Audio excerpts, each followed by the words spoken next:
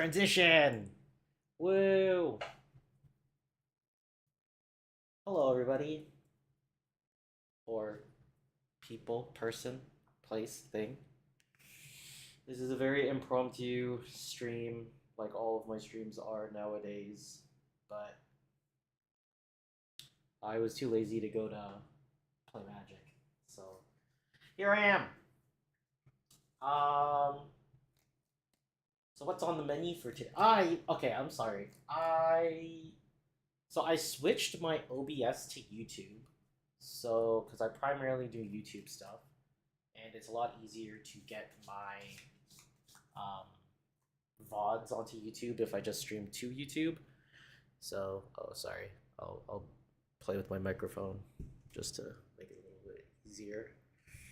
Um, yeah. So I switched OBS over to YouTube. Unfortunately, my multi-streaming is failing to connect to Twitch, and I am too lazy to fix it. Hence my name. So I guess this just won't go up to Twitch, and I'll have to figure it out another time. So what's on the docket? I wanted to make a new kind of video. If you guys are familiar with my other videos that I published where I wanted to do new types of content. One of them was kind of like weekly updates relating to Legacy of the North's standings. But I just kind of got really busy and it kind of fell to the wayside. So I thought I'd do a 6-week interval.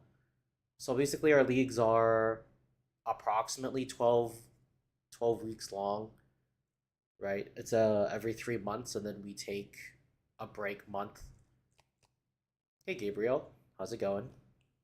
I'm glad to see that Twitch chat, or not Twitch chat. Oh my god, this is gonna take a lot. This is gonna take a lot of getting used to. I'm glad to see that YouTube chat is working, so I can actually see YouTube chat because I know I've been neglectful in my past streams of YouTube watchers. So, yay, YouTube chat's working. Woo! Oops, I'm gonna hit my microphone. So I bought it. So updates for me. Bought a new desk. So this is a completely new setup. It is very chaotic right now. I'm using this kind of weird perspective cam. Just because I am going to be doing a box opening later for Modern Horizons 3. So we're going to see what all that is going to be about. But that's later. I wanted to start this off with, maybe I'll just do a YouTube video and then I'll cut and edit it later. Yeah, why don't we do that? That kind of sounds intriguing. Very impromptu. Anyway, how's it going, Gabriel? How do it be? How do you be it going? Wait. Okay, I've never used. Okay, so it's funny because I chose to do. Oh no, what is going on? I I chose to use my hidden ninjutsu skills of going back to school to kind of. Oh, is it this one? Oh, it is this one. So I tried to kind of utilize what I learned in university and college. So I built a PowerPoint presentation of 5 slides, and that's what we're going to be looking at today. It's very rough. I did it right after work, and that's probably why I was too lazy to go play my Legacy today. So why don't we cacao lightning and stuff. Cool. So this is what I kind of wanted to do. I'm gonna try to alter this just a little teeny bit. And we're gonna put this up here so I'm less in the way. So we're gonna do that. Oh gosh, my microphone just fell. Anyway. So yeah. So what we're looking at here are the current standings of Legacy of the North. So I know this isn't going to be very interesting to you guys. And well, I guess the majority of you guys are local to Toronto and you guys are part of Legacy of the North. But for those of you that are outside of our Legacy of the North league, I thought it would be kind of interesting to, after speaking with Anurag Das and, other pro players, if you guys have watched the most recent video uploads, then you had seen that I had Jarvis Yu on with me. And it was very interesting how they said that like pushing a narrative is very interesting. So I think that's something that I really want to try to incorporate into my content ongoing. So that's why I want to do something like this. So hello YouTube, this is going to be my quick little presentation on um, a little update for season 3 or season 2. I don't know. I don't like how they number it. I'm just gonna say this is the summer season, and these are the current standings. So right now, the people that we are basically are locking in is Justin Lamb. I don't know if you can you guys see my mouse. You can't see my mouse. Cool. Okay. Oh hey Fernando, how's it going?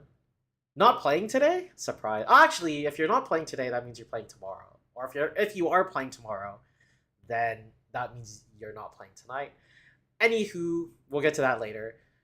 Basically, the people that are on lock are like Justin Lamb, Boss, like basically the top 16. So this first list here are generally going to be locked in for um, the Legacy of the North Invitational. So our summer invitational that's happening August, because beginning, no, sorry, middle end of August. So I think it's like the third week. We haven't really finalized the date yet, but we will be announcing that pretty soon if they haven't announced it already. Yes, Fernando, you so if you want to look at these columns, so each of these are from the same Excel sheet. They're just cut in like snipped in half. So the first chart or the first table is the first 16, and then obviously the second half is the 16th to 32nd place. So yeah, the first column in each of them are the technical placements of the players. Obviously, there are multiples, but that's because they have the same number of points, right? Second column is going to be the players' names. Third column is actually their total amount of accumulated points, and then the fourth column is the number of points from rank number 1. So if we were to look at Hootie here in 28th place, tied with Connery, David, John, and Jeff, and David. Did I say David? Whatever. Each of these players in 28th place are 54 points away from Justin Lamb. So, meaning if they, for some reason, wanted to grind to first place, and there is a reason why, right? You want to play the Royalty of the North match that the just concluded. Actually, it concluded mid-May, but the video series came out. The last one came out today. So you want to play in that. The pricing is, I think, very, advantageous for people that play a lot and who want to continue playing a lot, right? So if you're crowned Royalty of the North for a season, so for example, Boston for season 1, he was the winner, and Jesse was the winner for season 2. And there's two ways of getting. So Boston was King of the North, and then Jesse was Queen of the North. So what this title grants you is for all the participating stores, and I will get to which stores in a moment. So for all of those stores, you'll get to play for free, basically. Your entry fee will be covered. You will get a trophy, and you will also get a very nice looking ring with which season winner you are. There's two ways of acquiring this title. The first one, I'll go the easiest route, which is Jesse's route, where she won the invitational for that season, and she was the points leader. The second way of getting the title, which is the primary way and the most likely way, is the winner of our invitational will then head off against the points leader of that same season. and that will result in a best of 5 match. So this recent game, or this recent um, bout, was between Boston, who won the Invitational, and Dominic Harvey, who was our points leader for season number 1 of 2024, which I deem the winter season for 2024. So yeah, this is the current standings. Just gonna go briefly. Like Justin Lamb, what he's known for is like sneak and show. We all troll him to death, and he kind of made a name playing Dredge. But with all the recent graveyard hate and his current meta games, Dredge not very well positioned. Boston, we now all are very familiar with, a fantastic player. Probably they're one of the biggest raid bosses in Legacy, in the southern Toronto region. Primarily known for playing Delver or tempo type strategies, but recently been playing lands. Conrad at third place. He plays a slew of different decks. The most recent I played against him was Mono Red Prison, but he plays Scam, he plays Beans, he plays Initiative. Basically, whatever he can get his grubby little hands on, he's playing. Justin, I'm not too familiar with, but from what I've like, when I played against him, when I traveled out to his area, he was playing mostly like Beans or like blue style control decks. Max Burston, I am not too familiar with. Alex Drojevsky, I'm also not too familiar with. Ian Hansen, I first heard of when he top aided one of our 1Ks or 3Ks at like hosted by Face to Face. He was playing mono black. I think that was like the Urza Saga Storm and its breakout time. Since then, he's been just playing a bunch of different decks, having fun, doing whatever he wants to do in Legacy. Zachary Showers, also very similar to Boston. He has he's primarily like a tempo, blue tempo player. Dave Marino, that's our Dave. He's very known for combo type strategies, but recently he's been on the good old fashioned mid range. Lyle, known for miracles and like heavy blue style control decks. In the recent like 1Ks and streams that we've featured him on, he's been playing 4 to 5 color Beans. Jamie broke out onto the scene probably around half a year ago or at the beginning of 2024, when we were at the Marriott Hotel and he was playing Death Shadow. So that was like Stalactite Stalker time or era. Imagine playing that card nowadays. Jim Monolith is the Jim Monolith, always playing Mud. Sometimes he deviates to Mono Red Prison, or if he really feels aggressive, then he plays his Madness. Pavel, very similar to, I would probably say Conrad, but he's a little bit more focused. He's very, very good at piloting like Sultai Beans, but he's also known to play Cephalid Breakfast. He's known to play, I don't know. He plays like whatever he wants. Frazier, I've never come across meeting him before. GM Collective is Glenn. I don't know what he's actually playing now, but when he first started playing Legacy, he was a Delver player. Then he switched to Sneak and Show for a while, but I'm not exactly sure what he's on now. So good to see that he's up here in the rankings. Daniel Verdesoto, we also are very familiar with, hopefully. Pretty good Stompy player, been playing Stompy for a very long time and found his home with Initiative.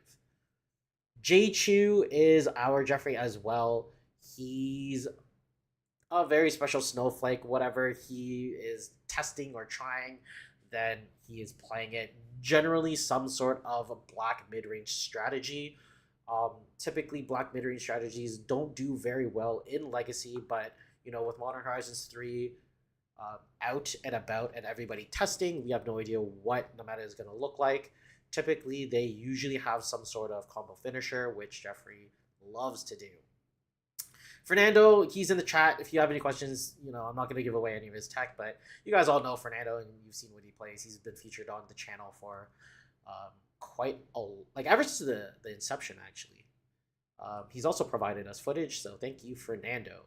Stephen Hune, I've not had the pleasure of playing against. Tiki Dan also is one of these multi archetype players.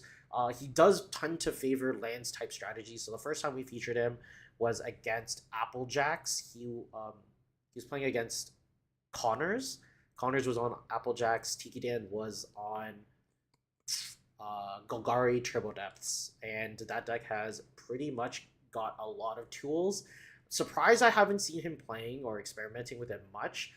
We actually played against each other on Tuesday, and he was playing a very close version to Dom Harvey's Selesnya Lands version. Aaron Chong sitting at 21st place. 21st.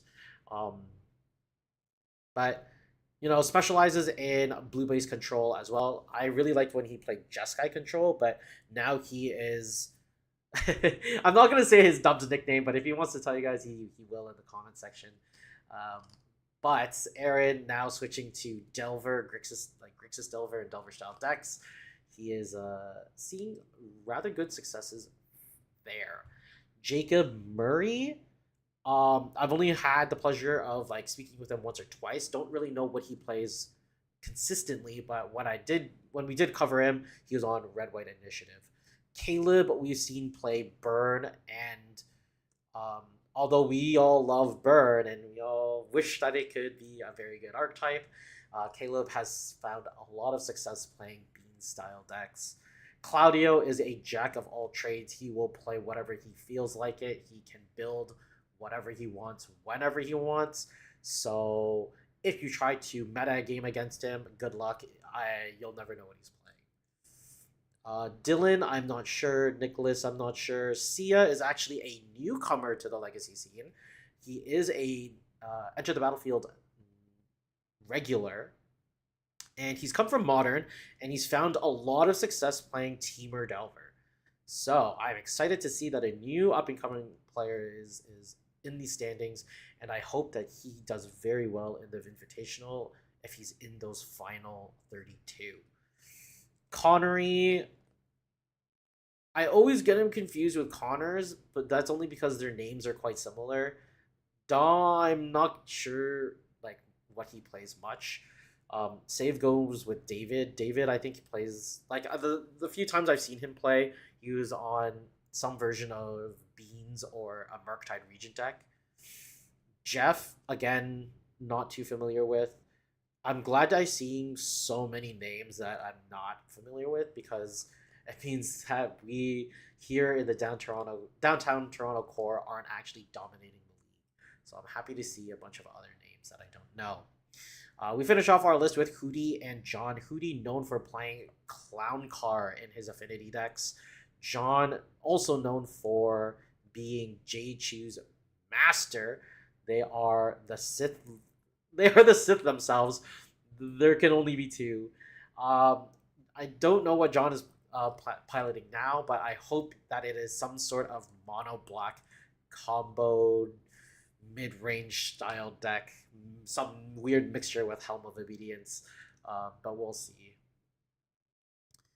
Fernando, should I give you footage of my game against Sia? That was a bonkers match. Yeah, sure, if you want. That's fine by me.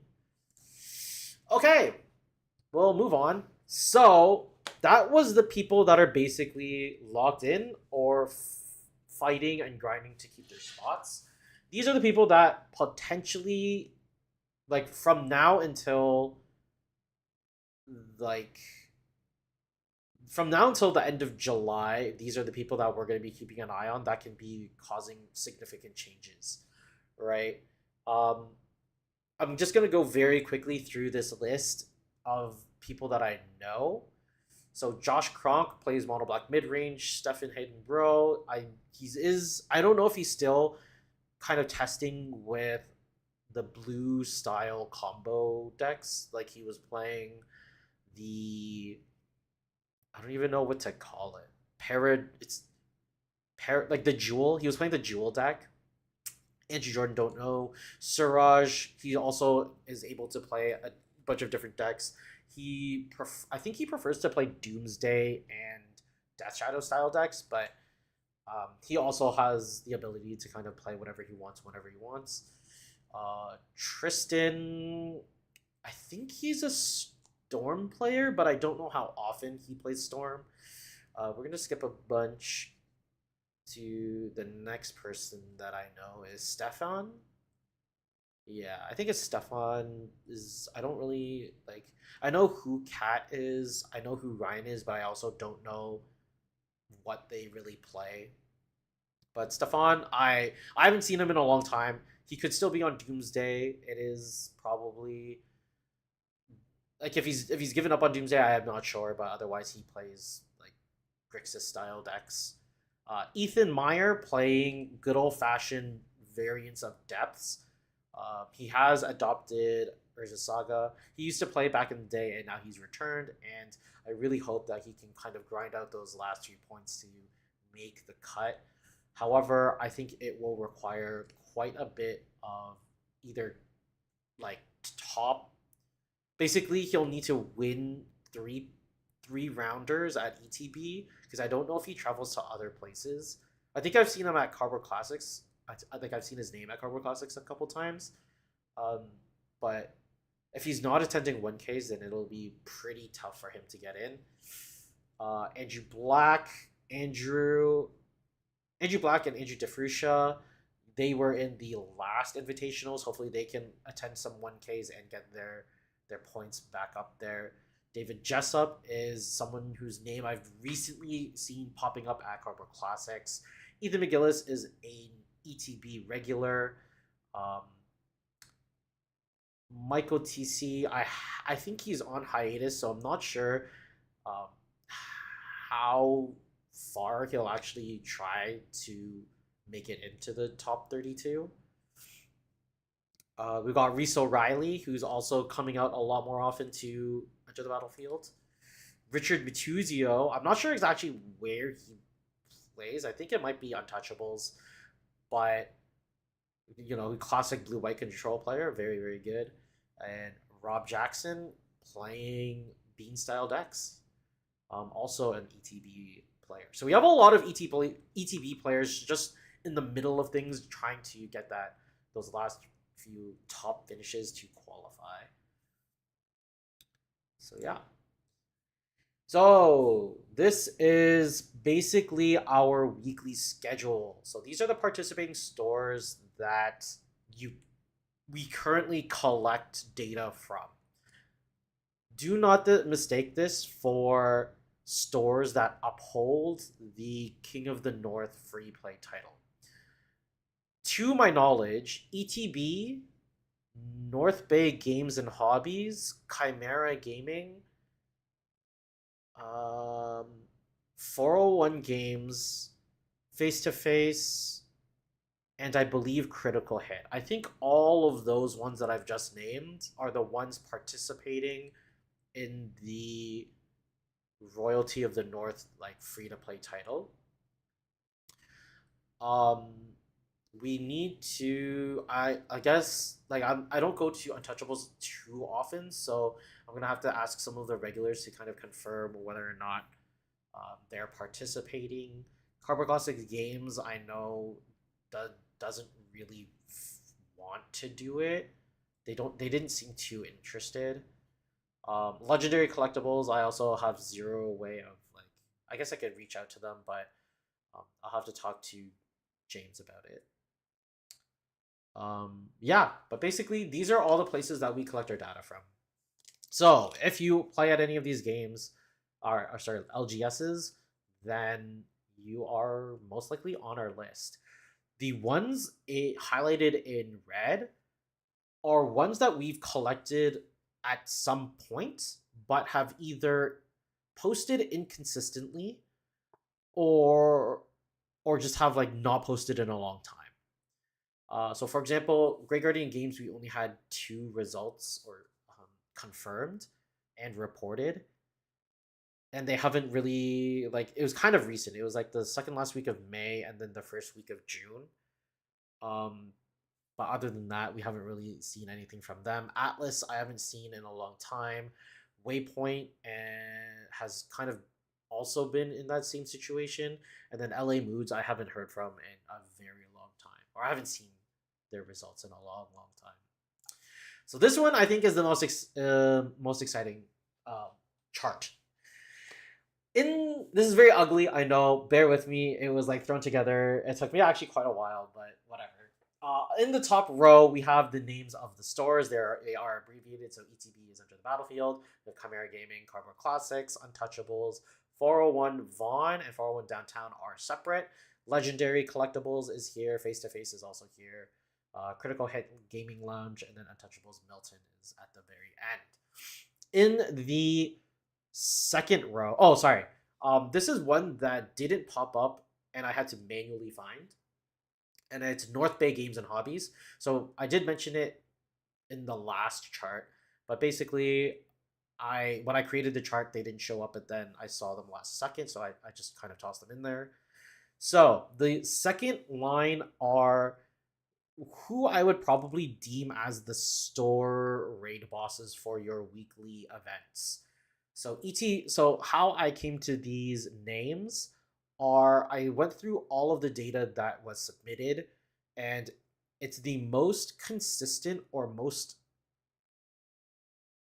how do I describe this for you? How do I explain this? It's based off of highest placed finishes and consistency.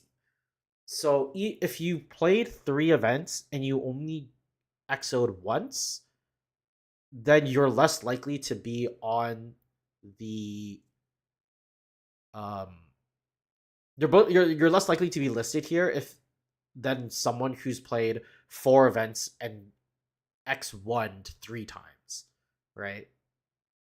So for example, Sia has only played I think 2 or 3 events, but he has like won or XO'd each one of them. So I do reward consistency over just pure high place finishes. So at ETB, your people to look out for are Sia, Dave Marino, and Ethan McGillis. At Chimera, it is. I didn't want to put last names because I didn't want to like really dox people, but I don't remember which Angie this is. But if you attend these stores or go to these LGSs, then you'll know who it is. If this becomes more of a consistent type of content that I produce, then I will definitely reach out to everybody in the Legacy of the North group and make sure that putting first and last names are okay, so that if you guys are interested, then I will definitely do that. If you guys also enjoy this, then I will also have people submit profile pictures, and then we can kind of do like a stats board or stuff like that. Stuff that like SCG, like old SCG used to do, and I just want to highlight people's like accomplishments, I guess. I don't know.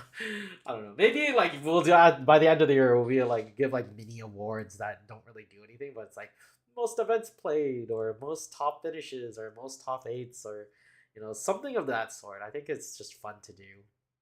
But yeah. So Chimera, you're gonna be looking out for Andrew J, Caleb, Kat, and Connery. Cardboard Classics, you're gonna be wanting to look out for Aaron Conrad, David Jessup, and then David Marino. So Dave being a store boss at both ETB and CBC. These are ranked like top to bottom as well. So if you're the first name in one of these little sections, then you definitely have more higher placing finishes at a more consistent level. So Untouchable Mississauga, you're looking out for Justin Glanzer and Stephen Hune.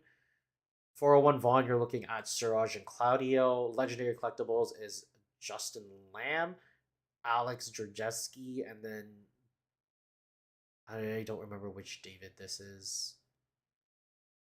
I think it'll come to me. I don't think it's Dave Marino or David Jessup. It might be another Dave. Um, but whatever. Face to face is by far Boston. It's either Boston has an XO or he's very far down, and the very far down results don't happen very often. But rather closest to Boston is Conrad, then Lyle, and then Max Burston. 401 Downtown, you're looking at Tiki Dan, then Pavel, and then Hootie. Critical Hit, there's like a very few amount of events, so we just have Riley there who won the event, and then Untouchables Milton has Alex Georgievsky. I don't know how to pronounce your name. I'm sorry. Then we have Dylan, and then we have Chris. Chris, we've actually featured. He played Doomsday, and that was during the same breakout event as Jamie.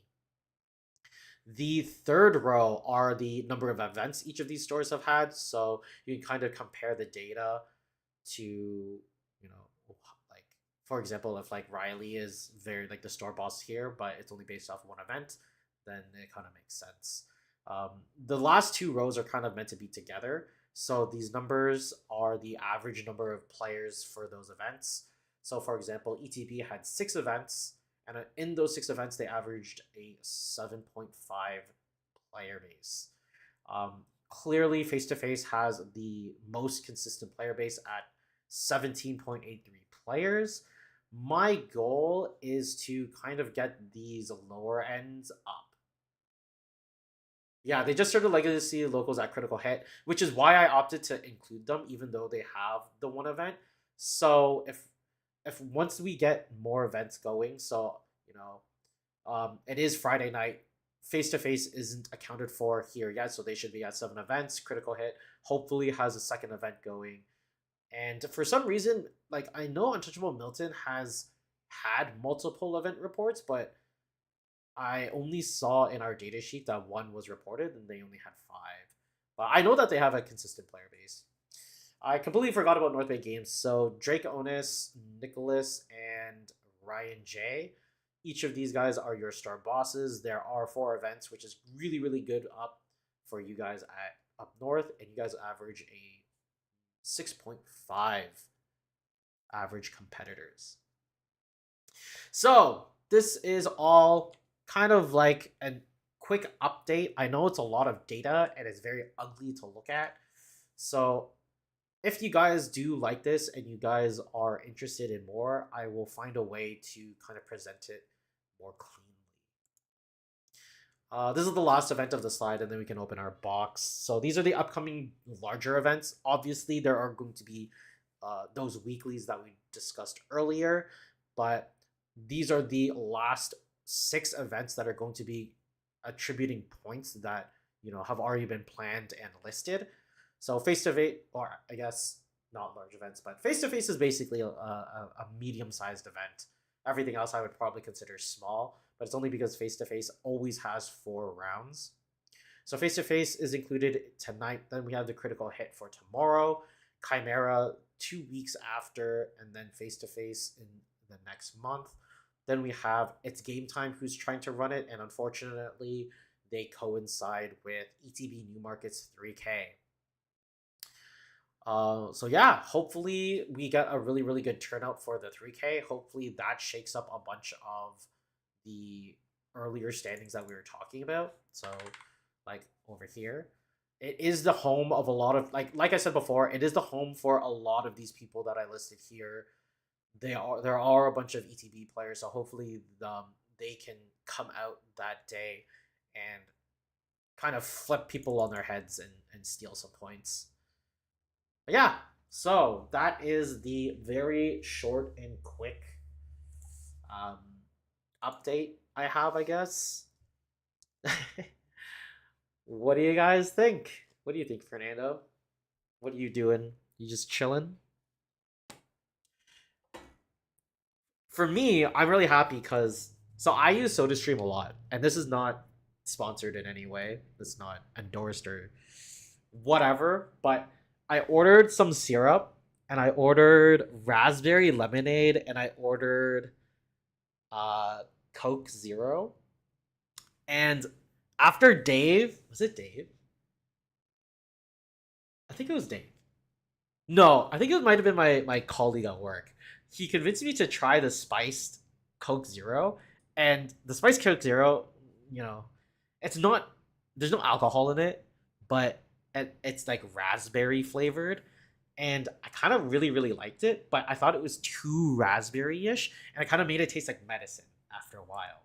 So I even though I really liked, even though I have those like issues with it, but I really really liked it. I started to kind of crave it, and I couldn't get it from any of the grocery stores in my area. They're usually found at like Walmart's or Food Basics, and I don't have either of those near me. So I ordered these two syrups, and I kind of occurred to me that I was like, is there any way for me to get raspberry flavor in um, Coca Cola? I was just like, do I have to like infuse the liquid or anything? Maybe I have to like boil it. I don't know. I don't know. But then I was like, wait, I have two syrups. Why can't I just be a kid and go to like the fountain machine and just like mix a bunch of drinks together? So I mixed some of the syrup, and I was like, yo, if you do 2 parts Coke and then 1 part raspberry lemonade, it kind of tastes like the spice Coke Zero. However, it's not too harsh on the raspberry, but it replaces it with a little bit of the citrus like tanginess, which I fell in love with. I loved it. It was great. So that's what I'm drinking now. I don't know if you can tell, but there's kind of like a purplish tinge to it. If you can see through it. I don't know if you can. Whatever.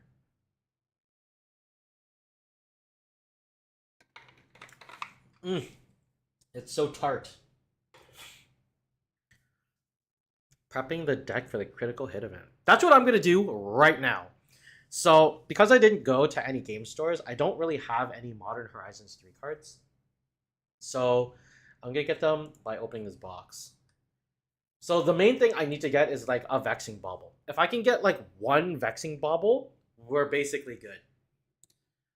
So, let's switch up this.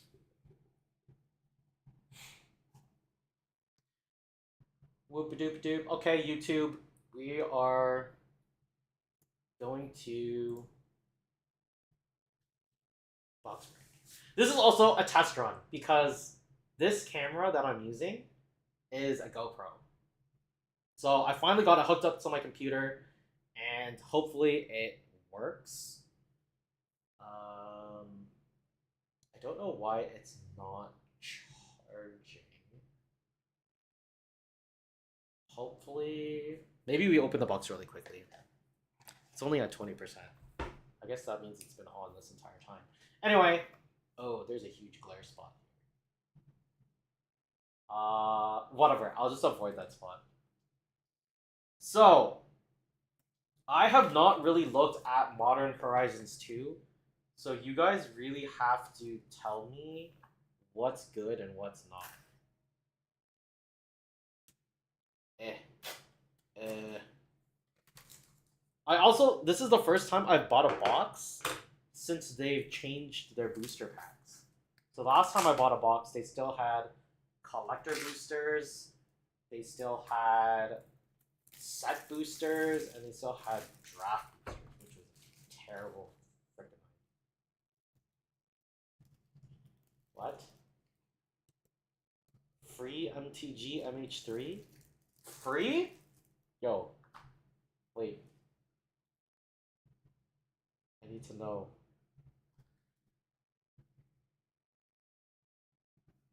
What is this? Free what? It just Googled free MTG MH3. It didn't do anything. MTG Arena budget value free to play. I don't know. I don't know what that sticker is, but if it means I get free Magic cards, then I'm down. Okay. I think I want to make myself a little smaller. I don't think there's any reason for me to be this big. Boop. Whatever. Okay, this is a Brea. Scan here to discover the coolest cards. How about no? It gives you a bunch of draft archetypes. They already want you to buy another box. Well, if I can find someone to partner with that will let me that will discount my boxes so I can do a giveaway, then I'll do it. I'll accept sponsorships from other game stores. That would be like no problem. That would be sick. That would be super exciting. Alright, I'm running. So, because of my new desk and everything, I'm running out of space. Just move shit around. Okay. Pick one. 1, 2, or 3. Where are we starting?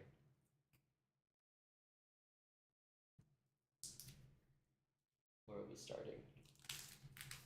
Does it matter? Do you guys care? Do we just rip it open?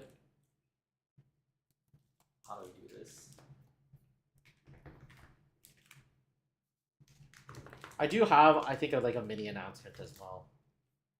I think we'll just start in the middle.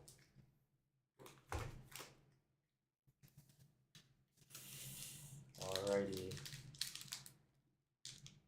there anything special about these packs? Is there any way of... Oh my god. Oh shit. They can't... Wait, how do you open packs? I can't do it anymore. I'm not weak. They've made it stronger. Is there a pull tab? Oh, but I hate it when it's here. I wish they had a pull tab this way, like across the top here. Oh my god. Dude, these cards are HP! Fuck. Fudge. I can't do it.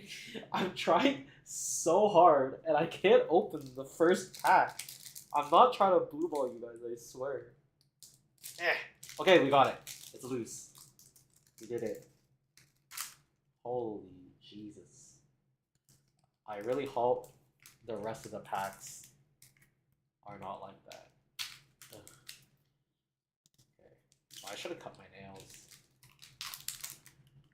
Okay, is there any way of like opening this like special? That's an art card. Do we know where the rare is? Can I flip it like this? Can you guys see it? Oh, there's a foil at the top, so that leads me to believe we should open it like this. No? Yeah, commons are in the back. So then what if we do... What's the composition of a pack? Should we just... Okay, should I just do it like this? Ugh. Ether Spike? Oh, this guy is sick. What does this card do? Can you guys see it? Is it focusing? Break out the cutting board? Yo, should I? I think I can. Yo, it's not focusing. Whatever. Choose target spell, get 2 energy, then you may pay any amount of energy counter. Okay, so it's like a mana leak. Glimpse the impossible. Bro, why is there so much text? 3 mana. Exile the top 3 cards of your library. You may play those cards until the end of the turn. At the beginning of the next step, if any of those cards remain, you get an 0-1. Okay.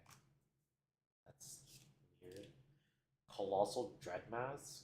Living Weapon. Gets +6/+6. Lame. Ugh. Expel the Unworthy. Choose target creature with mana value 3 or less. If the spell was kicked instead, choose target creature, exile the chosen name. Kinda lame. Writhing Chrysalis. When you cast a spell, create. Oh, are we even interested in commons? Are there good uncommons? If there's no good commons, then I'll skip through commons. If I know that there's like pretty decent uncommons, right? But a lot of people want some uncommons. I only know that because Vexing Bubble is uncommon. When you cast this spell, create 2 0-1s. Whenever you sacrifice another Eldrazi, put a plus with this card. Kind of good in limited, but probably not in anything constructed. Gift of the Viper. Put a +1/+1 counter on a reach counter and a death touch counter and untap it. Bro. They just kept going. Okay, so 3, 6, 7, and then we hit uncommons. Landfall, whenever a land enters the battlefield, you get an energy. Tap, pay 6, draw 3 cards. Yeah, whatever. Okay, exile target creature an opponent controls with power 3 or greater for 5 mana. Ugh. Create a 2/1 cat with a vigilance counter. Target creature you control gains double strike. Okay, but it's only a common. All right, so this should be another uncommon, right? Planner Genesis. Look at the top 4 cards of your library. You may put a land card from among them onto the battlefield tapped. Is that just Growth Spiral?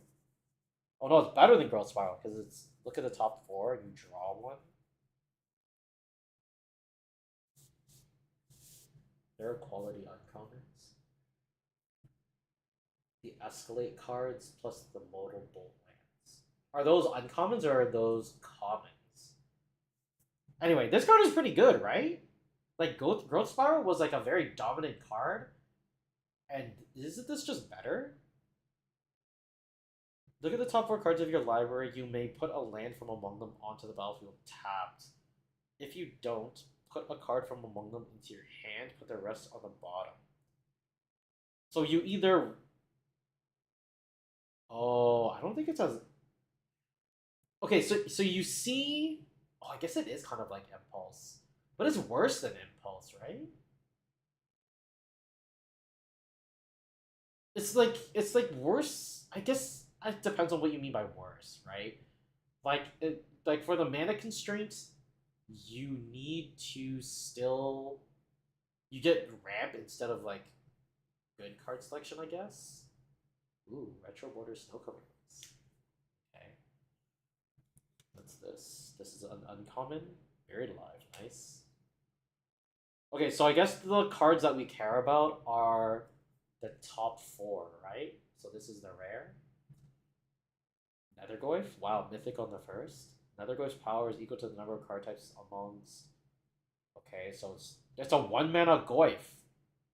Exile any number of cards from your graveyard with 4 or more card types among us.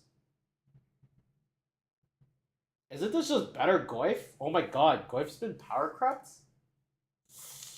Yikes, dude. Okay, let's blast through this because now my... Oh, this was so much easier! How's my volume, by the way? I just realized that like my mic is kind of far. You can see it kind of floating and jiggling there. Anyway, so this is the art card. Then we only want the top 4, right? Oh, I guess, yeah, that's an uncommon. Oh, we got the Vexing Bauble, so my deck is playable, I guess. Here, you guys can look at the picture and tell me if there's something that I need to go back and look at. Hee. Please and thanks. But I think these are the cards that we really care about, right? The top 4. Distinguished Conjurer. It has like the watermark from Jumpstart, so I assume that it's from an old. Nethergoyf is 45 doll hairs? Holy crap. Devourer of Destiny is our rare. You may remove this card from your opening hand. If you do, at the beginning of your first upkeep, look at the top 4 cards of your library. You may put one of those cards back on top of your library. Exile the rest. When you cast the spell, exile target permanent. This reminds me of... What's it called? Serum Powder? Whoa, foil Nightshade Dryad. Okay. Then what the heck is this? Foil Fuller Land. Not as exciting. What? Hey, did you delete a comment? How did you delete a comment? Wait, can you delete comments on YouTube? Yo, maybe I like Twitch more. What the heck? Sink into Stupor is $8? Really? This thing? Return target spell or non-land permanent to its owner's hand. It's a 3-mana... Whoa. Okay, this is kind of... Okay, cool. Hey, yeah, good job, chat. Let's go. You're doing great. Okay, top 4. Man, I feel like doing Pokemon stuff like this. Hey, this is dual colored. Mob. Sacrifice. It deals 3 damage. I hate these lands. Expanding Ooze.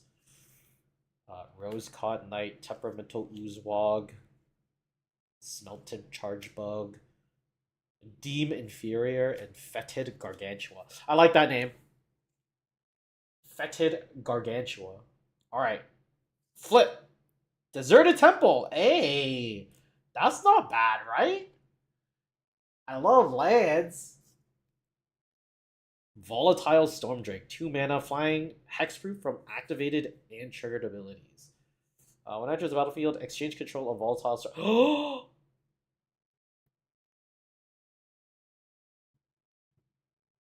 my god, is this Gilded Drake? If you do get 4 energy, then sacrifice that control. Oh my god. Oh my god, this is Gilded Drake. Yo, I like that card. Woo. Ew, foil snow cover waste. Gross. What is this? Regular mountain. Garbage. Garbaggio. It's like Otawara, but pitchable for force. You're talking about the Sink into Stupor? It's like Otawara. Yes. I guess you are correct. Hey, am I not guaranteed an art card? 1, 2, 3, 4, 5, 6, 7, 8, 9, 10, 11, 12, 13, 14, 15. I guess not. Okay, well. Okay, we got another one of these flip lands. Is this one good? When Witch Enchanter enters the battlefield, destroy target artifact or... Ugh, I'm gonna go with no. Consign to memory. Replicate, counter target. Oh, that's kind of good. Sneaky Snacker. Okay, I don't recognize any of these cards, so we're just gonna go on. You guys need to do your due diligence, do your job to tell me if I'm throwing stuff into the garbage bin. Speaking of garbage bin, not retro, not worth it. Windswept Teeth. This card sounds familiar. Oh, this is a fetch land. This is ugly, dude. Gross. Tune the Narrative. 1 blue mana. Anything that's like 1 blue mana, I kind of get excited for. Draw a card, you get 2 energy. Is this not nuts? This is just gain 2 energy. Oh! Oh! Yo!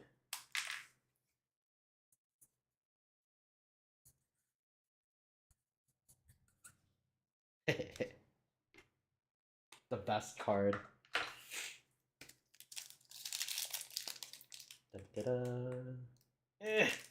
In initiative, it's bonkers. Wait, which card? Nuts to butts? I'm falling behind.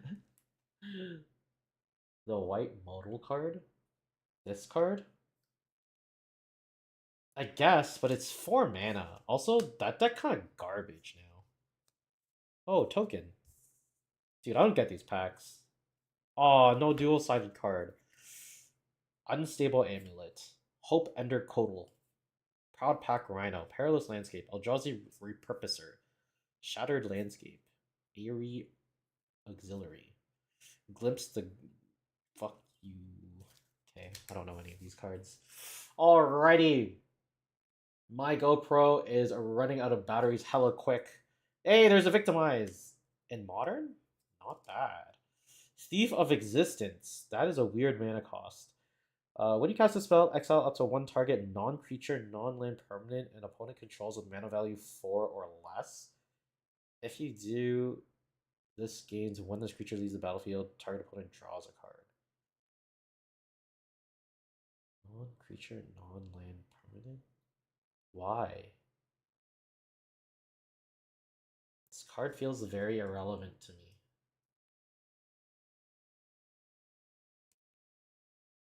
Kind of weird. Perilous. Garbage. Trash. Oh, only 1 card. These feel very fake and plasticky. Very weird.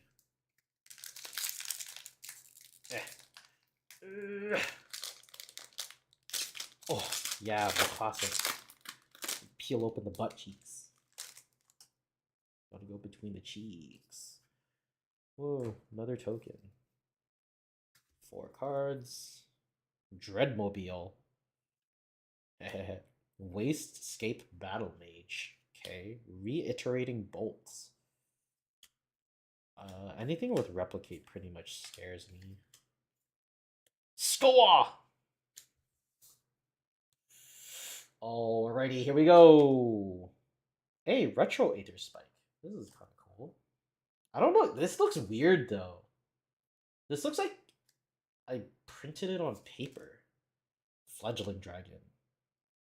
This card kind of poo. Polluted Delta. This is also a fetch land.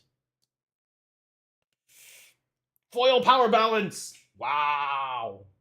Wow! Dave was talking about this card.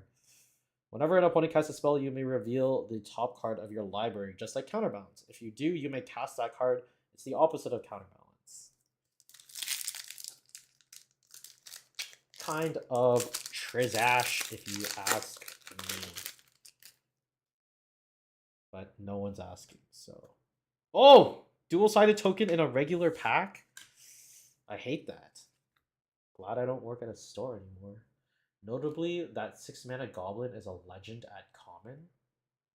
This thing? When Skoa Ember Mage enters the battlefield, it deals 4 damage to any target. Yo, that's really good. Grandeur? What's Grandeur? Discard another card named Skoa. Oh! This is a Fire Blast on a goblin. That's kind of cool. Legion Leadership. Double target creature's power and gain first strike? No, that's not bad. Skip through all of these real quick. Whoa, that's not Rhino. Wither and Bloom. This is so creative. Yo, this card's damage, dude. Especially because I spit on it. Petit. Petit. What's-a? Hey, Astrid's Invocation. Wait. Isn't this card, like, expensive in Commander? Doesn't really matter here. The Necrobloom.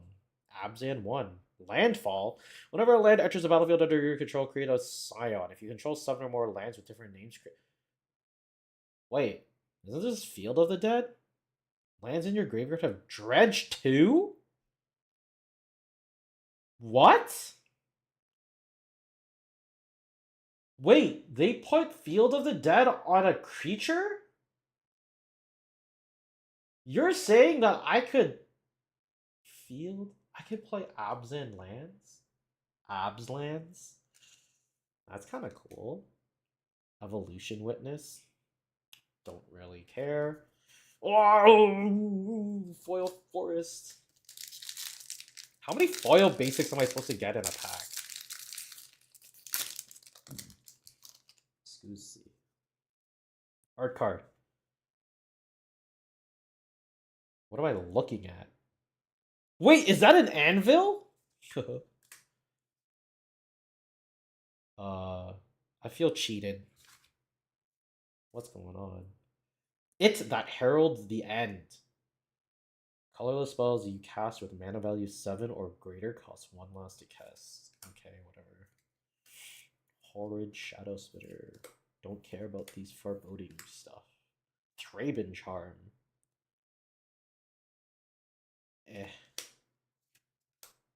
Thieving Skyclaw. Electrozoa. Okay, well, this got spoiled. It's a Garden of Fraelis. Gotcha! Wait, I don't know why I flipped it, expecting it to be a surprise. Honestly, okay, it's a surprise for me because I've never seen this card before. But, you know, when it enters the battlefield, I may sacrifice another creature if I do gain X life and draw X cards with that. Okay. Kind of cool. Wow! Angel of... Whoa, wait! I need this in foil! Oh, if I get this in foil, then I don't have to freaking use TCG Player to order the Weeping Angels one from Doctor Who. Eldrazi Linebreaker. Doesn't this card exist already? The beginning combat on your turn, target creature you control gains haste and +X+O, where X is the number of Eldrazi you control. Are Eldrazi like that strong? Like, they don't really seem that strong. The green escalate play. What's the green escalate? Collective resistance. Destroy target artifact. Destroy target enchantment. Target creature gains hexproof. And indestructible.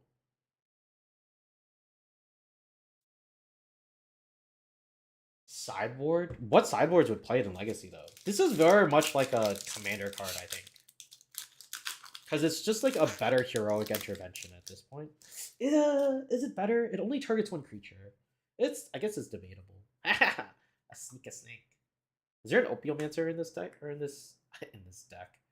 Whoa. Etched Slith. Furnace Hellkite. Path of Annihilation. Isn't there another path card? Eldrazi you control. Whoa, it turns all your. Oh, it's 4 mana though. Lame. Horrific Assault. This artwork does not match the rest of the set.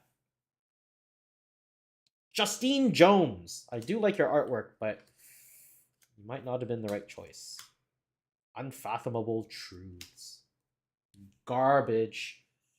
Trash. Strength of the Harvest. Enchant creature. Hey, this is badge. What is this? Worn Power Stone. Still more garbage. What is this? Ripples of Undeath. The beginning of your pre-combat main phase, mill 3 cards, then pay 1 and 3 life. If you do put... Oh, this is the card that Jeffrey said was like Sylvan Library. But this is nowhere near as good. Foil! Jolted Awake. Nothing that I want. Yeah. Haha. Packs are for some reason getting much easier to open. What is my token? Moonfolk. Wow, there's just a straight up Moonfolk. Oh! 4 cards and the flip we won. Flip thing. Razor Grass Ambush. Deals 3 damage to target. Ew. Trash. Charitable Levy. Indebted Spirit. Okay. Hydra Trainer. Foul Strike. Ah! Cranial Ram. The card that got banned. Power Crept Flashbag Marauder. Okay. Skoa Ember Mage and Dean Inferior. Sure. Boop-a-doo-doo. Deep Anal. We love Deep Anal. Oh crap. I dropped the anal on the floor. Eladamri Korvik Doll. It's our second mythic. You may look at the top part of your library at any time. You may cast creature spells from the top of your library. That's pretty good. Pay 1 and tap 2 untapped creatures you control. Reveal a card from your hand or the top card of your library. You may, if you reveal a creature card this way, put it onto the...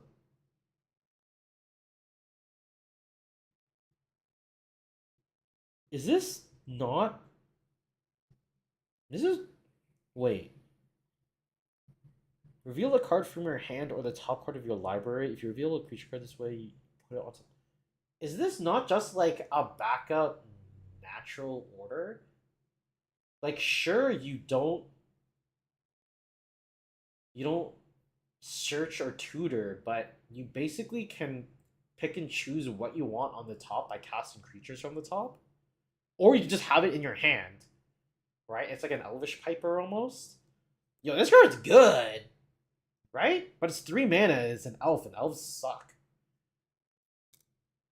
Ah, foil Electrozoa. Whoa. What is this? Full art planes. Wait, are full arts just like rare? Okay, I should probably pick up the anal. I don't know where it went. Just gonna leave it on the floor. Wait, was it foil? If it was foil, I should probably pick it up. Whatever. Whoa, this looks like it's from Warhammer. It's like Space Marine. Okay, Ral and Implicit Maze. Okay, we're just gonna skip because we're seeing a bunch of these. Well, we haven't seen Gravedigg. Oh, it's the Anvil! Okay, it's really bad.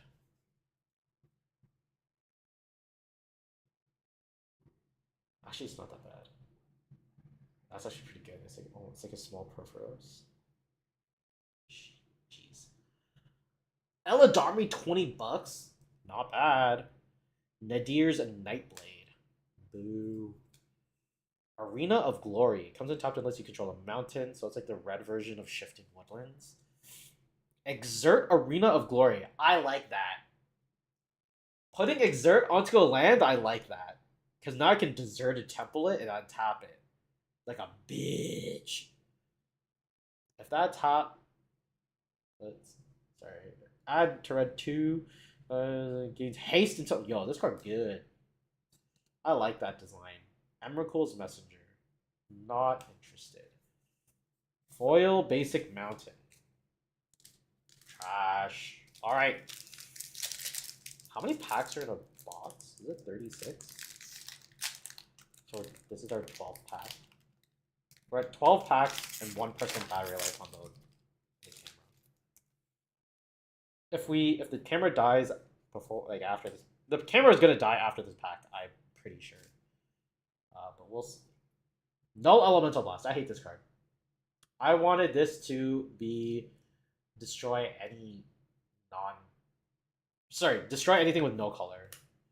I want this in foil. I need 4 of these in foil. Kozilek's Unsealing. It's the new Simulacrum Synthesizer, which is unfortunate because I just got my playset of 4. Scurrilous Sentry. I haven't seen that one before. Knives. Okay. So I'm assuming that this is worth some sort of amount because it's blue-black. Search your library for an instant card or reveal it, or the card with flash. This card's pretty good. Flippy. Oh, Deluge. Hello. Hello. Kozilek's Command. Does this blow up null rods in my colorless deck? Target player creates X01 colors Eldrazi's. Target player scries X, then draws a card. Not bad. Exile target creature with mana value X or less, so it's basically a colorless way to get rid of Merit Lodge. And then Graveyard Hate. This card's like meh. Wow. Roshin. There's too many words. Someone just tell me if it's good or not. Foil Buried Alive. That's not bad. Alright. Let's take a 5-minute break because I want to see if this webcam is going to die. And if it does die, then I have to swap it. So, yeah. We'll see you guys in 5 minutes. Go take a pee. Get a drink. Grab some popcorn because we still have a lot of mythics to open, I guess. I don't know how this works. Are we able to get retro bordered elementals? I don't know. You guys tell me in the chat. I'll be back. Break time. Woo, I hope you guys don't seize.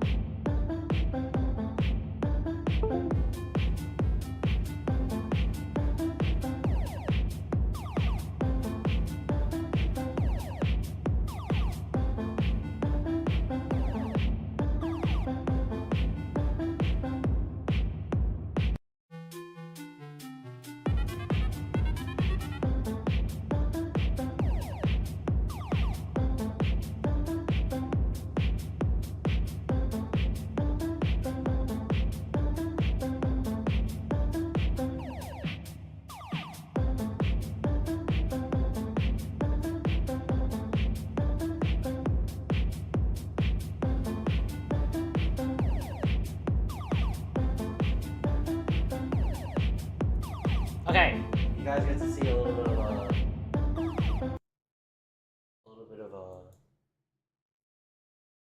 I don't know what I'm talking about. You get to see behind the scenes because you get to see me fondling my little webcam here. Um, but let me see.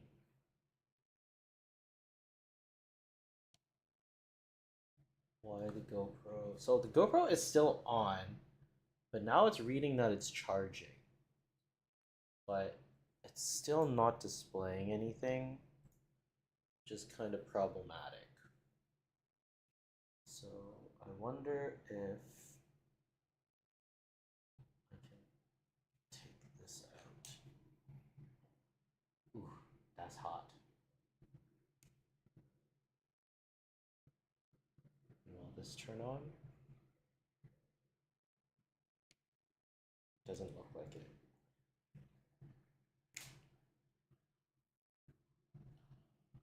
Let's try it again.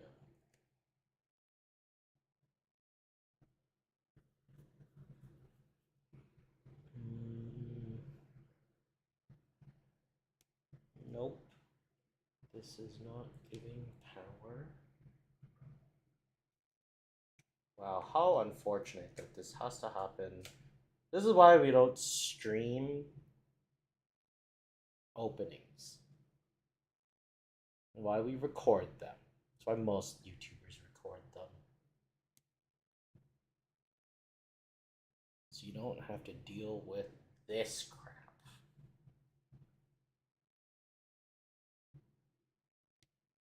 Okay. It looks like it is not going to. Oh?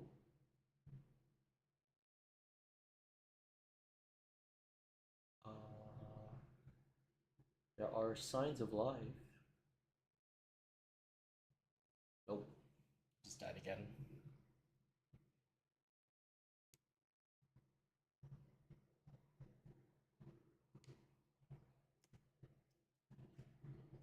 Okay, what happens if we do this?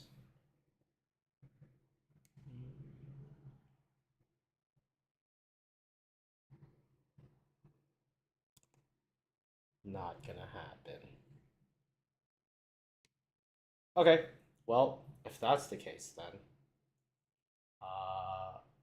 we're gonna do a quick camera swap. So bear with me. This will just take a moment.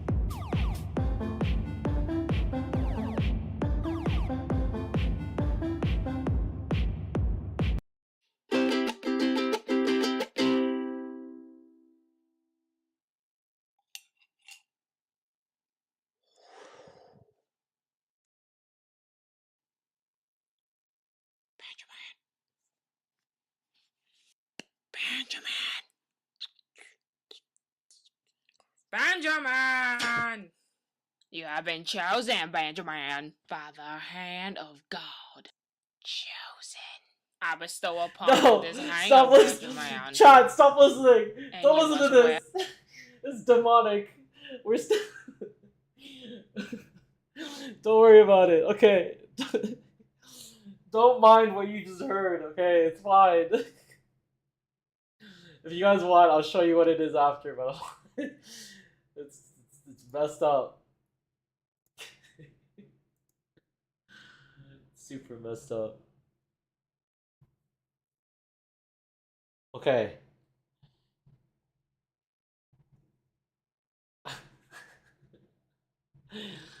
I'm so sorry you had to, you had to hear that. Okay, this is super zoomed in. Alright. But we can make it so. Hey.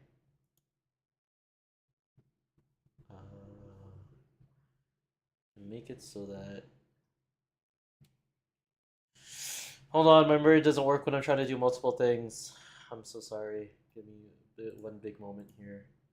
Um, you were definitely having an episode. I will tell you that.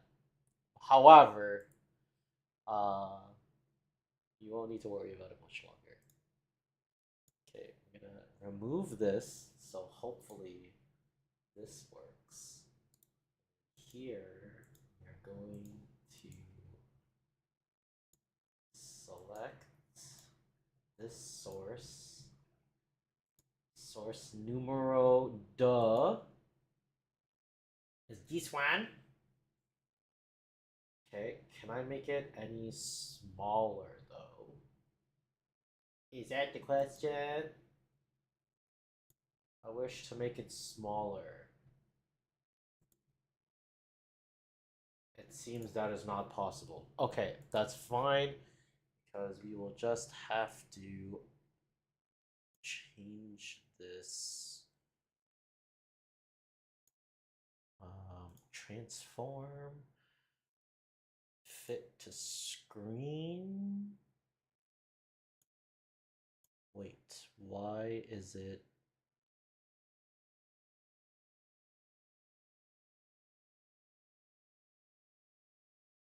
I'm extremely confused. Okay, hold on. Let me see.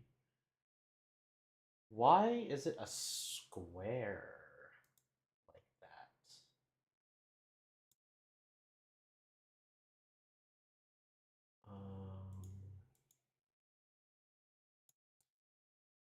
Can we reset this to default? Okay, it is. Okay, we need to get out of studio mode. Let me play around with this. What happens if I just do this? What if I make it this? That is also not working. Okay. Why are none of my cameras working now? No source selected. Okay, at least something is popping up. However, why is the aspect ratio so dog?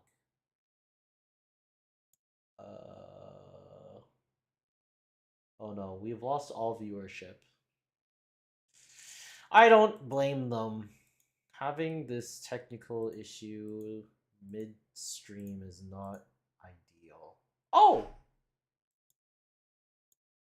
Okay, that's working. Oh, this is working now too. Wait.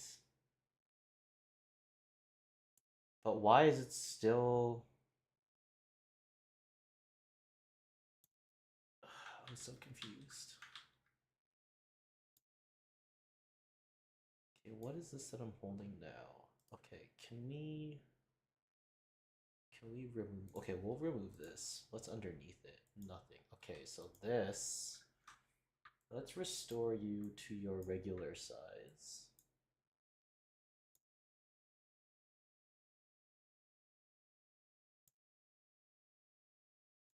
Okay, so now we just need to do this. Ta-da! Gaha! It's working, but now it's super zoomed in. Okay, but that we can fix through manual labor.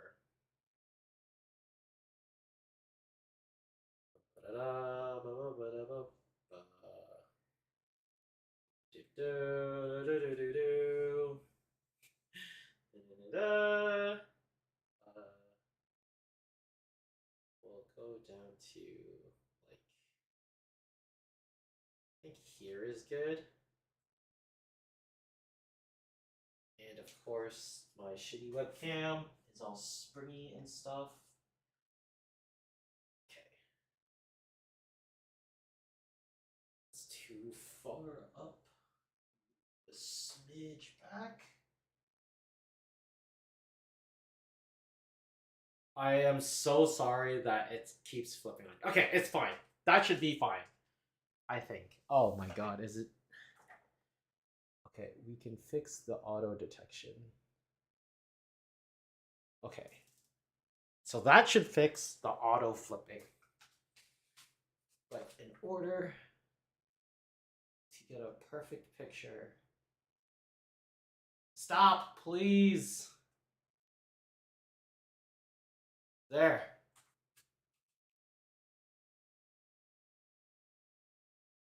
Oh my gosh, stop rotating, please. Okay. That's fine. I'm not going to touch it anymore. We should be good. It should be fine.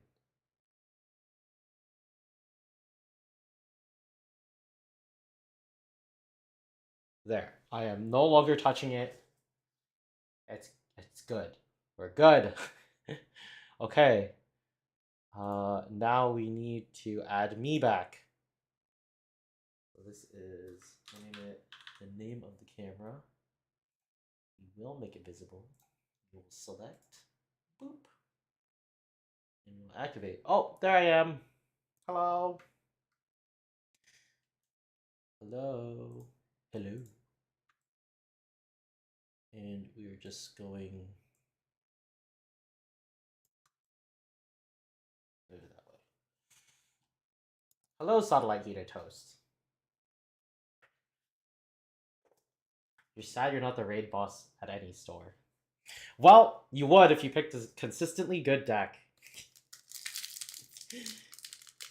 Wait, are you not? I'm pretty sure you are. Maybe you're not. You have a consistent amount of X1s, but you don't get to be store raid boss with consistent X1s. The heck? This is not what a rat looks like. Yo, the frame rate on this is so good. What the heck? The GoPro kind of look like garbage now. Yo, this is kind of high quality. What's going on? All right. Top 4, right? We should just do it this way. Oh, so much better. Okay. Planner Genesis. Oh, wait, hold on. This is a Toxic Deluge. That should go there. Oh, we don't need this nut anymore. All right. Territory color. Nah. Am I kind of like off? Kind of like rotate. That's fine. All right. Spawn Gang Commander. This makes me. This is just Siege Gang Commander, right? Sacrifice Eldrazi, deal 2 damage to the target. Sure. Mandibular Kite. Creepy. Evolution Witness. Hex Gold Slith. Sneaky Snacker. Sneaky Snack. Sneak a Snack. Eviscerator's Insight. As an additional cost to sacrifice an artifact, or draw 2 cards flashback. This card's not bad. And limited. Serum Visions! Wait, this is not Serum Visions. This is much, much worse. Ooh. Wirewood Symbiote. Flare of Fortitude. You sacrifice target non-token. Okay, so it's the stupid flare. Until end of turn, your life total can't change. And permanents you control gain hexproof and indestructible.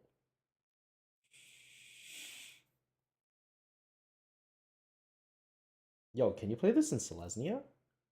If you play this in Selesnya Depths.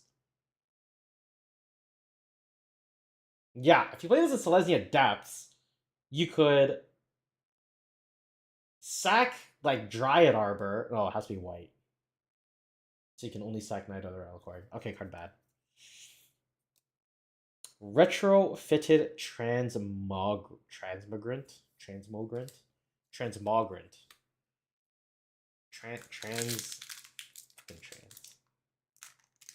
I mean, stupid transmogrant. Oh my god, I'm just making it worse, aren't I? I'm gonna stop talking now. Flare Fortitude's $8. Yo, you know anyone who wants to buy it for $8 though? That'd be ooh, wow. These packs suck, dude. Like, why? Why are we even doing this? Boggett Brawler. Wait, this is XL target player's graveyard. Is this good? This is kind of like a Bajuka Bog, right? But it's 3 mana. No, it's not. Solar Transformer. I don't think we've seen this one, right? Enters the battlefield tapped. When Solar Transformer enters the battlefield, you get 300. Yeah. Metastatic Evangel. Whenever another non-token creature enters the battlefield under your control, proliferate. Yo. This really is Commander Masters, dude. Like none of these cards I think are like constructed playable. Like what the hell am I supposed to do with this? Affinity for artifacts? You got me. When it enters the battlefield, each opponent discards a card. For each opponent who can't, you draw a card. Yeesh, not very interesting. Void Pouncer. If it was kicked, it enters the battlefield with 2+1/+1 counters on it and trample counter with haste. Not bad. Seen this before. Foil Frailes. Hey, we got a Bloodstained Mire and a Nesting Grounds. Hey, Salinas. Streaming on YouTube? Yep.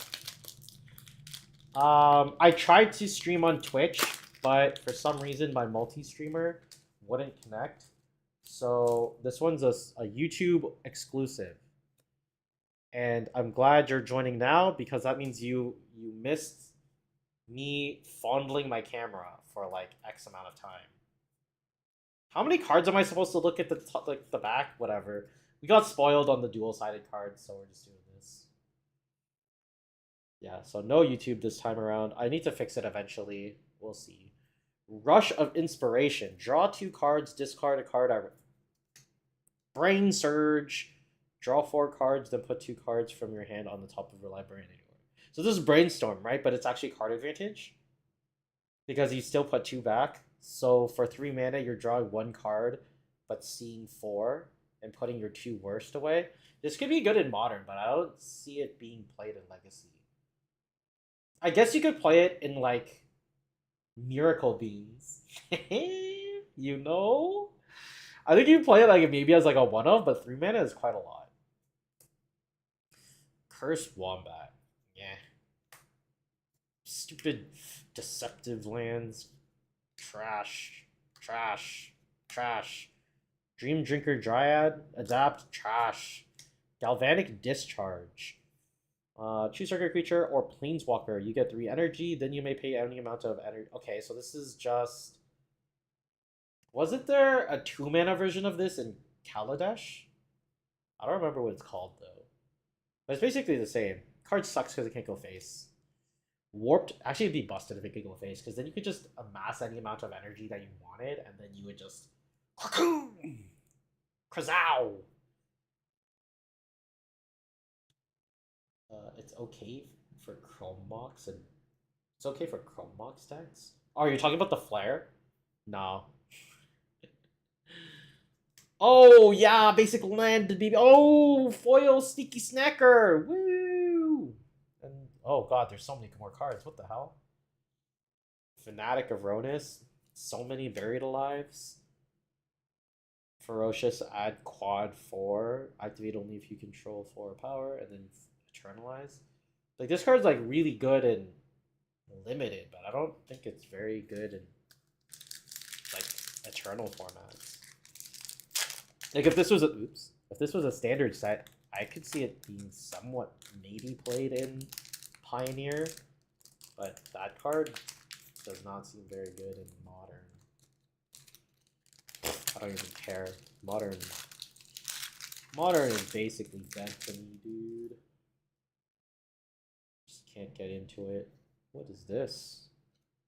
This doesn't even have a signature. It just has a Planeswalker symbol. I kind of want pizza. What is Green Stompy in Legacy? Please enlighten me. Fell the Profit. Oh, that artwork reminds me of Wuthering Waves. Destroy a target creature or Planeswalker. Love that for Commander. Eldrazi Ravager. Annihilator 1. Sacrifice 2 Eldrazi. Return it from your graveyard to your hand.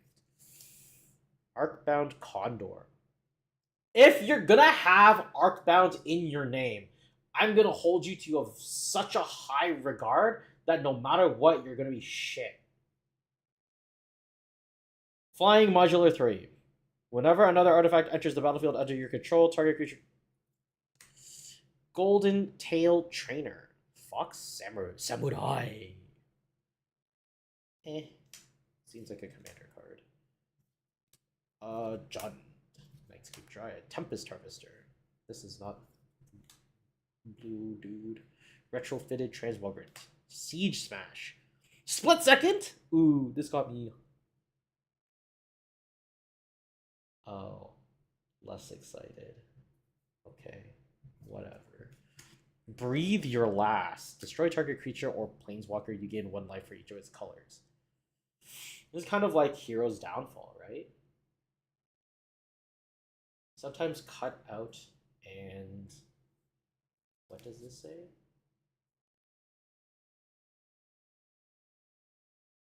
Sometimes I cut out and mute for a couple seconds. It might be just like Discord, or not Discord, but I guess like my microphone's sound. I don't know. Maybe it's because I'm peaking. If I'm actually no, it doesn't show that I'm peaking. It's just better murder. Yeah. What the heck? What is this full art card? This card's busted, by the way. If you play this in Shoe Lane, you can go like infinite. Devoid. Sowing Mycospawn. This is some Tyranid looking crap. When you cast this spell, search your library for a land card. Any land? It's a cast trigger too. When you cast a spell, if it was kicked, exile target land. This card is like it's hard to evaluate. It's this is strange because like now all of my card evaluations are going to be based off of Legacy, and most of these cards are kind of bad, I think. However, we will see. Oh, I cut to the rare. I have a huge problem with packs nowadays. All right, we got a Pearl Medallion. Yay! Not OG, not carrying. Consigned to Memory. This card's cool. I like this card. Reminds me of Shattering Spree. Amped Raptor. This is a new one we haven't seen. And an uncommon. 2-mana 2/1. Dies to Bowmaster, so must be bad. First Strike. When it enters the battlefield, you get 2 energy. Then you may cast it from your... Oh, then if you cast it from your hand, exile cards from the top of your library until you exile a non-land card. You may cast that card by paying any... Whoa. Okay. So if energy is a deck, or if it ever becomes a deck, this card is 2-mana Bloodbraid Elf. Right? I mean, it doesn't have haste, but the first strike kind of... I guess the... I don't know. I think it's not terrible. That card's actually, like, not bad. Maybe we'll put this here. My piles are kind of my piles don't mean anything, by the way. We're just gonna gonna remind you all of that. Malevolent Rumble. Reveal the top four cards of your library. Put a permanent from them into your hand. Make a Eldrazi Scion. Very cool. Infernal Captor. Exploit. Sack a creature. When it exploits, gain control of target artifact or creature until end of turn. Untap that permanent. Foil, full art. Mog Mob. Hey, it's a Kozilek. The Broken Reality. 9 mana, 9/9. Whoa, there's another card. What the? Hey, this is just the shittier version of the full art card. When you cast a spell, up to 2 target players manifest 2 cards from the top from their hands. For each manifested this way, you draw a card. So I can manifest 2 cards. You can manifest 2 cards. I draw 4. But my manifested cards, yours are 2/2s, but mine are 5/4s. Okay. I can see how this could be like decent in Commander. Actually, it could be not bad in. I was gonna say it could be not bad in Cloud Post, but when you manifest something, it is already in place. So when you try to flip it over, and if it's something like a prime time, like you don't get to ETB trigger. You do get an attack trigger, which is not bad. It's also like if it's another Eldrazi, then yeah, if it's another Eldrazi, you don't get a cast trigger either. Calls like the Broken Reality is $30. Holy, okay. I think no matter what though, I think we're like negging on this box. Like these boxes are so I cannot recommend people like buy boxes. Like these things are so gosh darn expensive. Like the only reason I have them is because I wanted to support my local game store. I got jibbed on a token, dude. It's not even a real token. Do you know what this is? This is nuts to butts. But yeah, I just bought them because like supporting the local game store, and I wanted those BioBox promo Flusterstorms.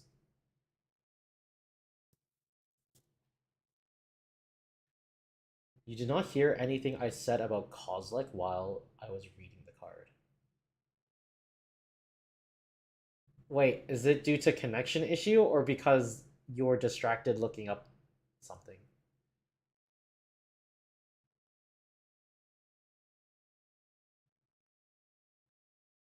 No, your manifested are 5/3s. It could be my internet. My internet is not the greatest. Even though I've told my landlord to call Rogers and complain. When you cast this spell, you gain 1 life for each colorless permanent you control. This is also another reason I haven't been streaming lately. Consuming Corruption. Deals X damage to target creature or planeswalker, and you gain X life, where X is the number of swamps you control. Okay, not bad. Getting bored of these commons. Wait, where's my Frogmere Enforcer?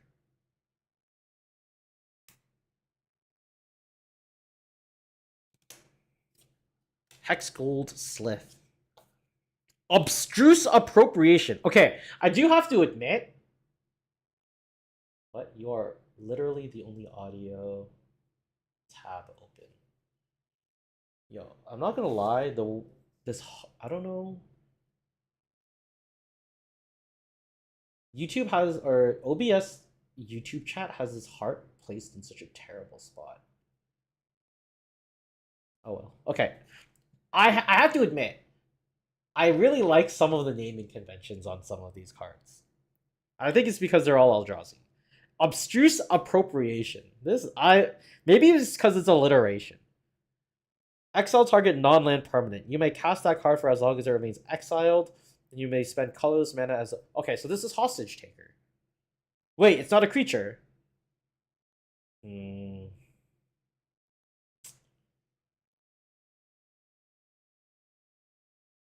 This is less good. At least with Hostage Taker, you can flicker it. Yeah. Oh god, we've reached that point again. Yeah. Ugh. Oh god. Are all these cards HP? Art card. Wait, this looks like this has affinity. I want to know what this card is. Alright, chat. You guys are now detectives. Figure out what that card is. Sink into Stupor. Fernando said this card was money, so we're going to put that there. Phyrexian Ironworks. Is this a new clan Ironworks? Whenever you attack, get an energy. Ghost Fire Slice. Yo, this guy looks like Kratos. Fort Knox packs? Yeah. This spell costs 2 less to cast if your opponent controls a multicolored permanent, deals 4 damage to any target.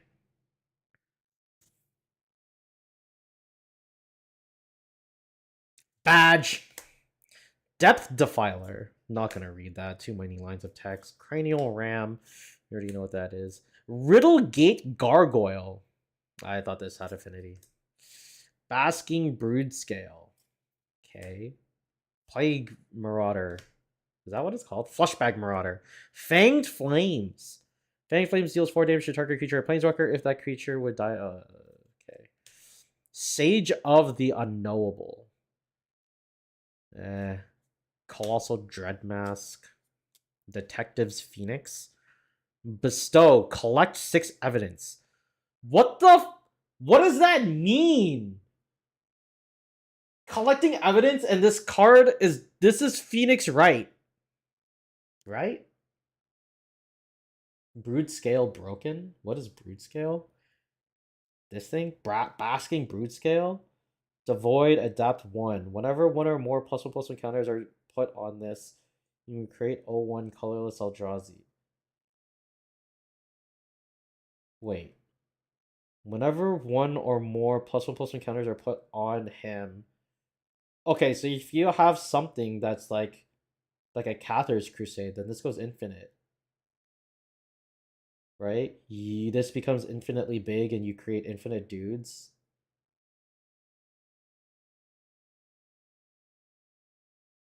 But it's like actually an infinite. So if you can't disrupt it in any way, you just time out the game. Okay, whatever. Blade of the Blood Chief. Dude. That's all I gotta say.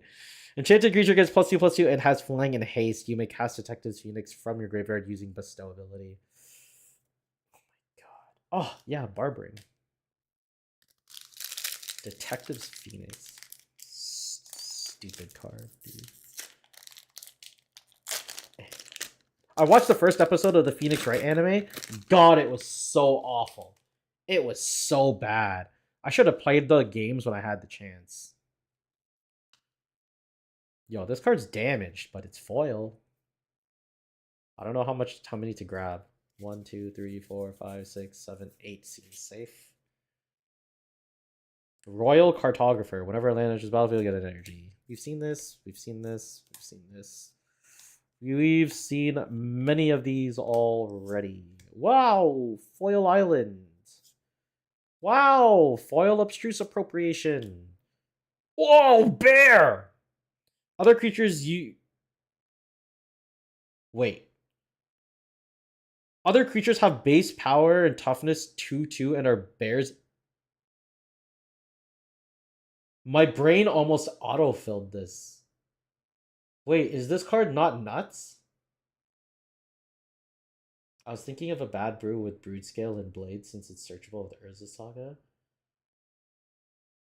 Play VN on Switch. What's VN? What is... Okay, 1, what is VN? 2, yes. Isn't this busted? If I play Naya lands, and it's not humility. No, that's fine, but if I turn you into a 2/2, I can just Punishing Fire your entire board. Right? Because I thought when I was reading it out loud, I was like, other creatures you, but then it's not other creatures you control. It's all other creatures. Yeah, it's supposed to go in X1/green. Dude, this makes. Oh my god. Is Ethan a savant? Ethan was playing like Red Maverick. So if he puts this in, if he continues to play it, he actually has a reason to play Huntmaster of the Fells. Because he can Huntmaster and kill whatever he wants. Dude, it's only 2 mana too. Yo, I think this card's sick. I think this card is good. If I still have my Guy's Cradle, I would try and build this deck. God, garbage. Ooh, another one. Titan's Vanguard. When you cast a spell and whenever Titan's Vanguard attacks, put a +1/+1 counter on each colorless creature you control.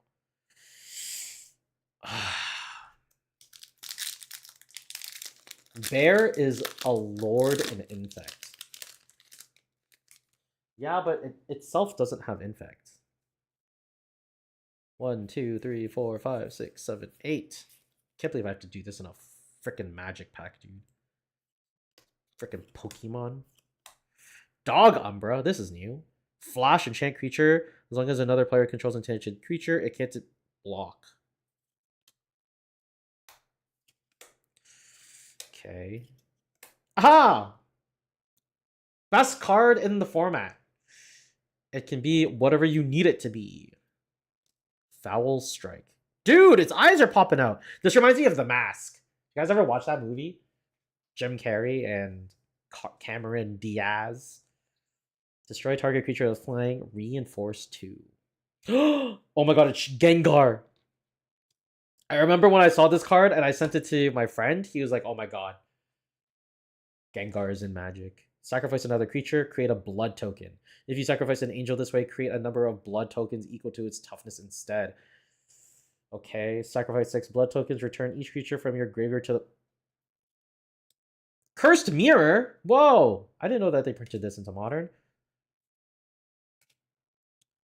Glasswing Grace. It that heralds the end, and another trash card. Okay, whatever. Are they trying to make Bobble, or not Bobble, Boggles? Are they trying to make Boggles a thing again? Ooh, we got a spawn token.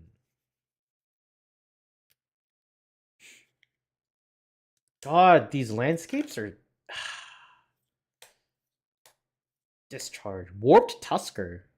Yeah. Wither and Blue. Maybe I should actually read this. 2 mana, target creature gets -3/-3. Exile it from your graveyard, put a plus... Yeah. Eldrazi spawn. Marionette Apprentice. Not bad. Disruptor Flute. This card kind of bad. Decree of Justice. Yeesh.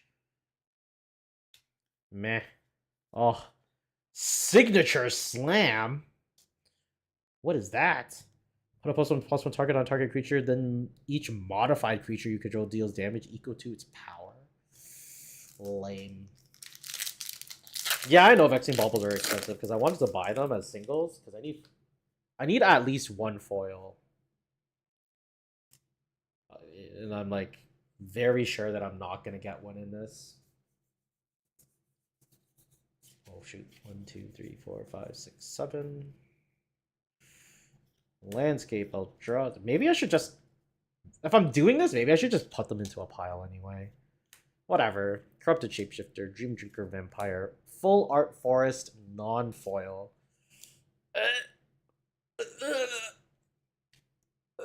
Gross. Ugh. Full Art Arena of Glory. Lame. Ew. Another Worn Power Stone. Grim Servant. What is this? When enters the battlefield, search your library for a card with mana value less than or equal to the amount of devotion for black. This is... meh. Flute is insane with Ancient Tomb decks. Is it though? like there are creatures that have like a very similar impact that you can play instead. I guess the plus side is it's not a creature and it can't be bowmastered. Whoa, what makes this? Whenever you cast a non-creature spell, put a +1/+1 counter on this creature. Whoa! What makes this token? That one's kind of cool.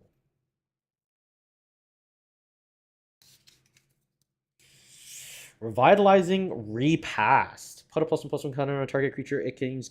What is up with people gaining indestructible in this goddamn set? And where are my Kozilek's unsealing foils? I don't want no foil Gravedig. God damn it, I bought this card. 6. Reach. Whenever 6 attacks mill 3 cards, you may put a land card from among them into your hand, as long as it's your turn. Non-land permanent cards in your graveyard have retrace. This card's like pretty good.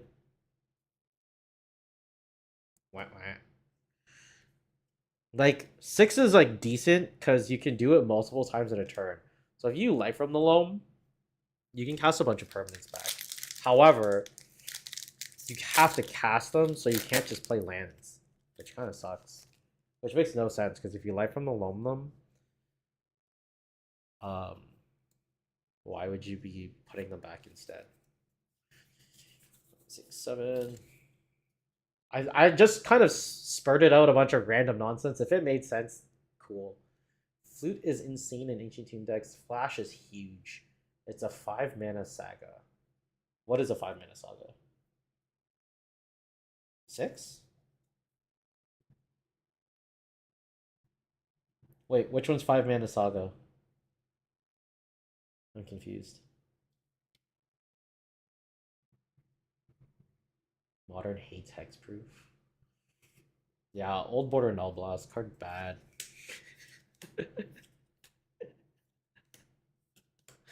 Look! All I want is I want a card that makes me look like this. I want my eyes to pop. Not full of regret. Fetid Gargantua. Well, this card's kind of pretty. Onto Not Master. Distribute 2 +1/+1 counters among 2 target creatures. Wait, what?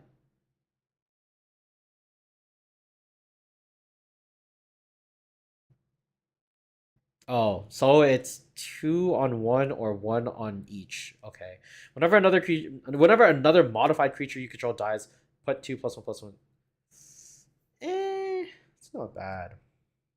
Ugin's Binding. This is another mythic. Devoid. So return target non-land permanent you don't control to its owner's hand. Okay. When you cast a colorless spell with mana value 7 or greater, you may exile this card from your graveyard. When you do, each return. Oh, this is the Cyclonic Rift.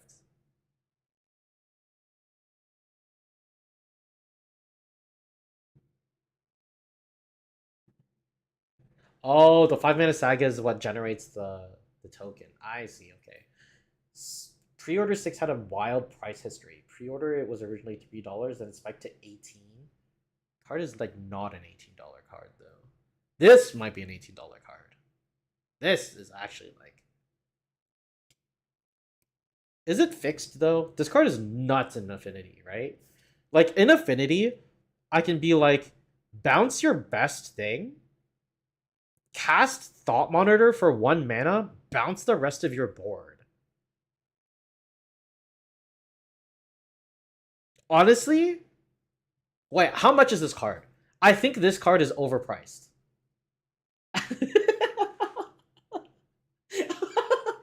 That is such a wild like exclamation for me to make. Asking what the price is and then saying it's overpriced, not even knowing what it is.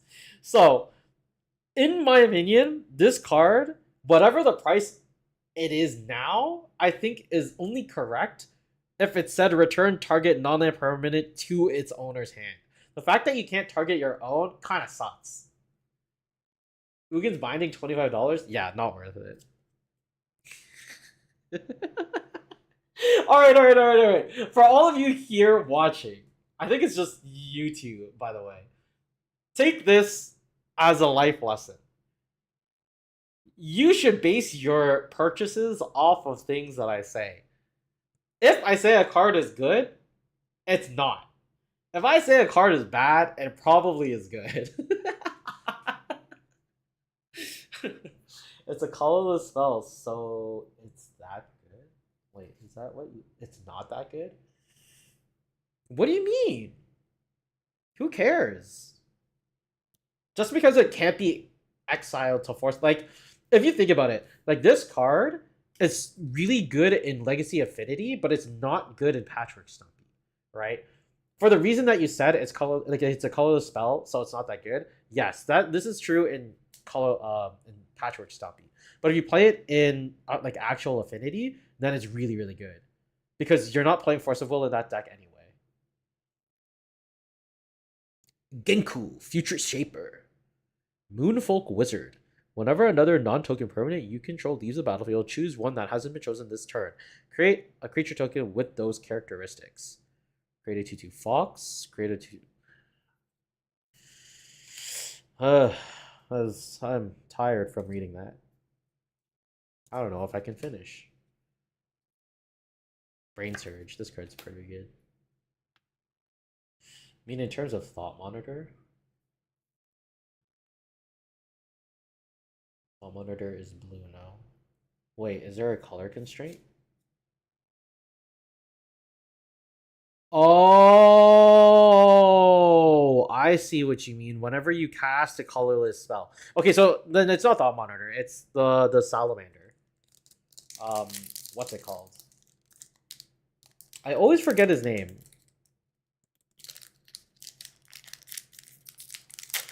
Sovereign's Companion? I think that's what it's called. You play 4 of those, so that's fine.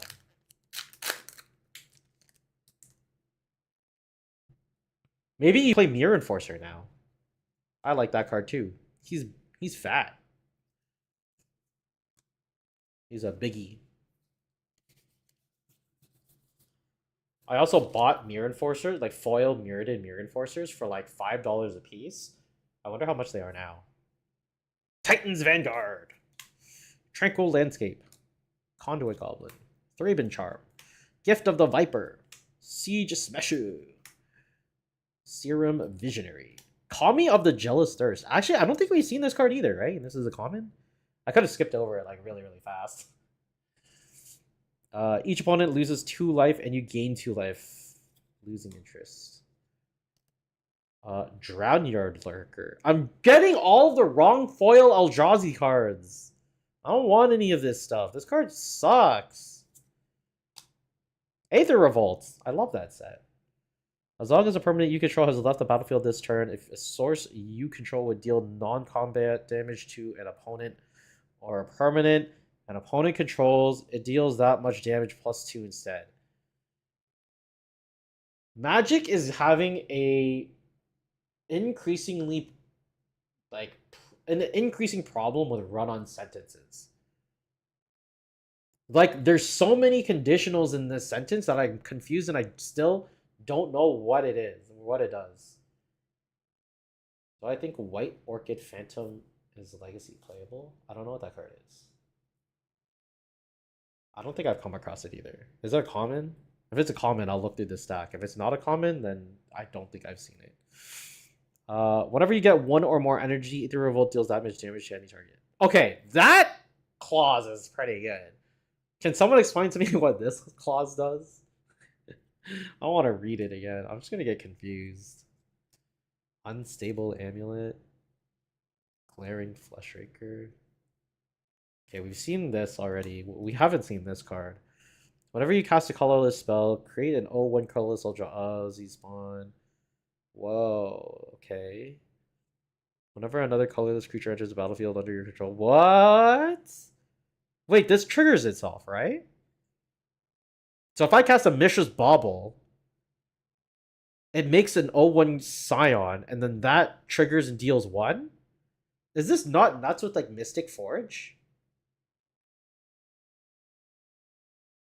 So White Orchid Phantom is a rare. It's not in this set.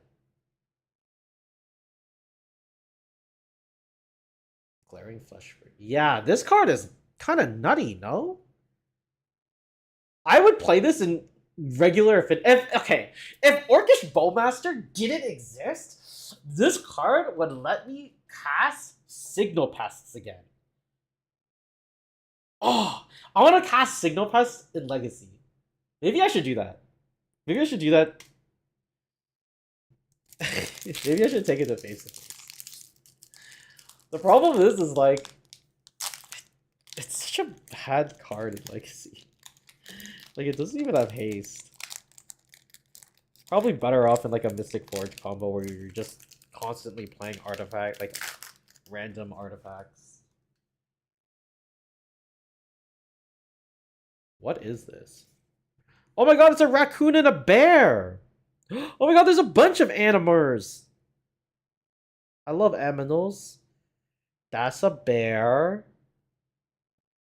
That's a cougar. That's a deer. Oh, are those tigers? Is that a tiger? I know that might be a tiger. Isn't it? That's a... We're gonna go with parakeet. I don't know. That's a big ass rabbit. Elephantus. Turtle, frog. Must be butterfly. Lizard. Funky looking bear. And snaky. I can't believe I just did that. OG Mirror Enforcer is 22 bucks. Mirrored foil, right? Is Mirrored foil? Yo, I'm so glad I picked him up at $5. It really pays off to be like an artifact foil addict. Because no matter what, they're going to be broken eventually. I guess that makes the flute pretty good. Twisted Riddle Keeper. When you cast this spell, tap up to 2 target permanents, put a stun counter on them. Psh, stun counter. Wing it! Wait, we haven't seen this. Trigger gets +2/+2 until a turn, put a flying counter on it, scry 1. That's actually not bad. For 2 mana, you give something permanent flying? Wait, this card is so nuts for a common. You get +2/+2, you get like a temporary buff, then you get permanent flying and you scry 1? Ew, this card's weird. Ew, get away from me. Inventor's Axe, we haven't seen this. Good, I want to unsee it. Oh, foil swamp. I think we've got a foil of each. Wait, is this normal? Double foils? Dude, I hate these packs. Primal Prayers. It's an enchantment. When it enters the battlefield, get 2 energy. You may cast creature spells with mana value 3 or less by paying energy rather than paying their mana cost. If you cast a spell this way, you may cast it as though it had flash. This card has to be busted somehow, right? But it's 4 mana. I'm gonna go on a limb and say this card's good. So, meaning it's bad. Cascade! We love Cascade. Whoa. So many. Wow. Yay. Fixed Allurn. Oh. Oh, okay. Never mind. This card's trash then. Fits Allurn. Allurn is so good. Drowner of Truth. When you cast a spell, if colorless was spent to cast it, you create 2 Propagator Drone. Creatures you control have evolve. Okay. Master of the Departed. Obstinate Gargoyle. Writhing Chrysalis. Skoa. Warp Tusker. Utter Insignificance. Ooh! Turns your thing into a frog.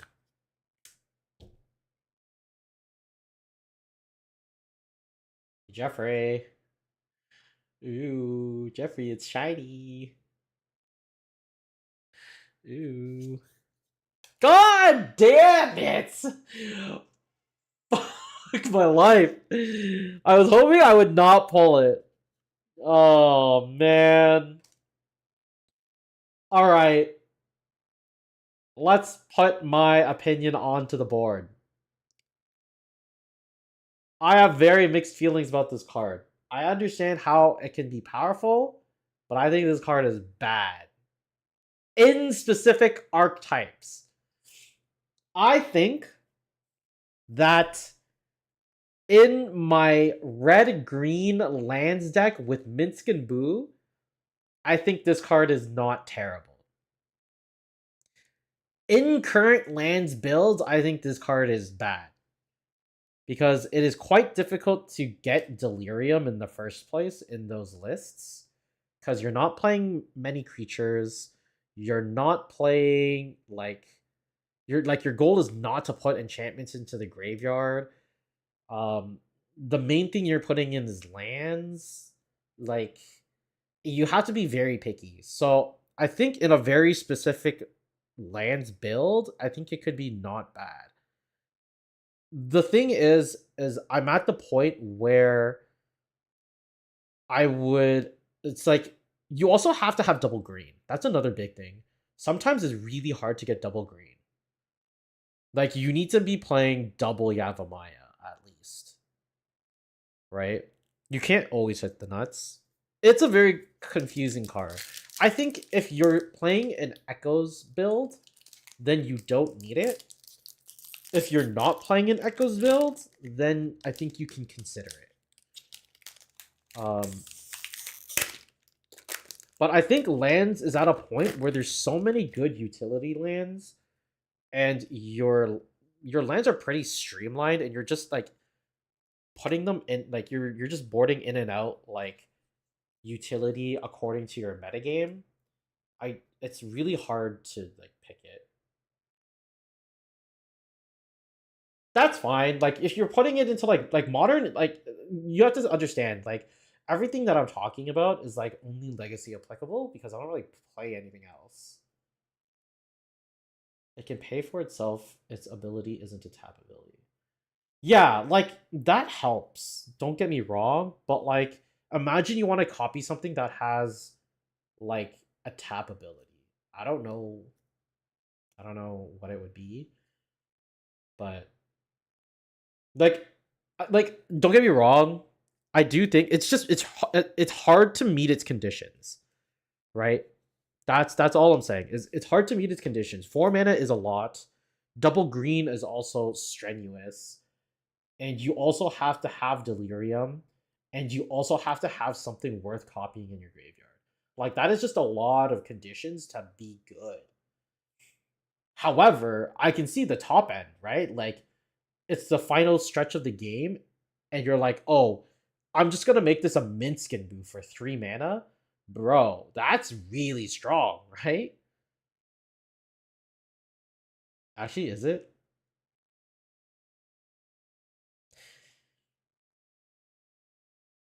If you have no. I'm I'm actually convincing myself that it's bad. Because even with Minskin Boo, because it adds another card type. If you want to turn it into Minskin Boo, you need to have already something with trample or haste on it, like on the battlefield, for it to be relevant. If you're really lost in the sauce, slot it into Teamer Delver. You want to slot this into Teamer Delver?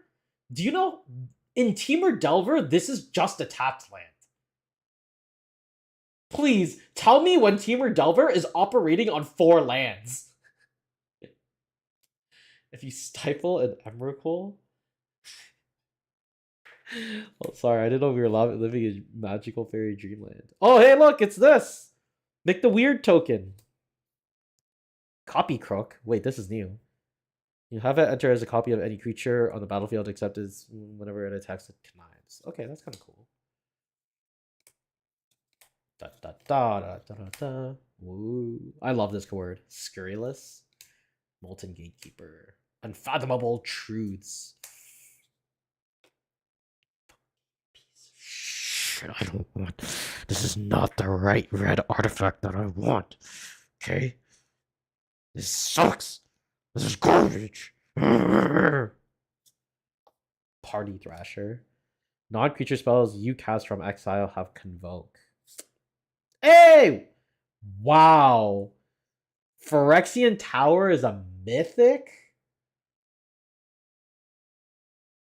Hey, that's kind of dog, dude. Wizard schemazzing us. Oh god, I miss opening packs. I don't miss losing money though. What is this?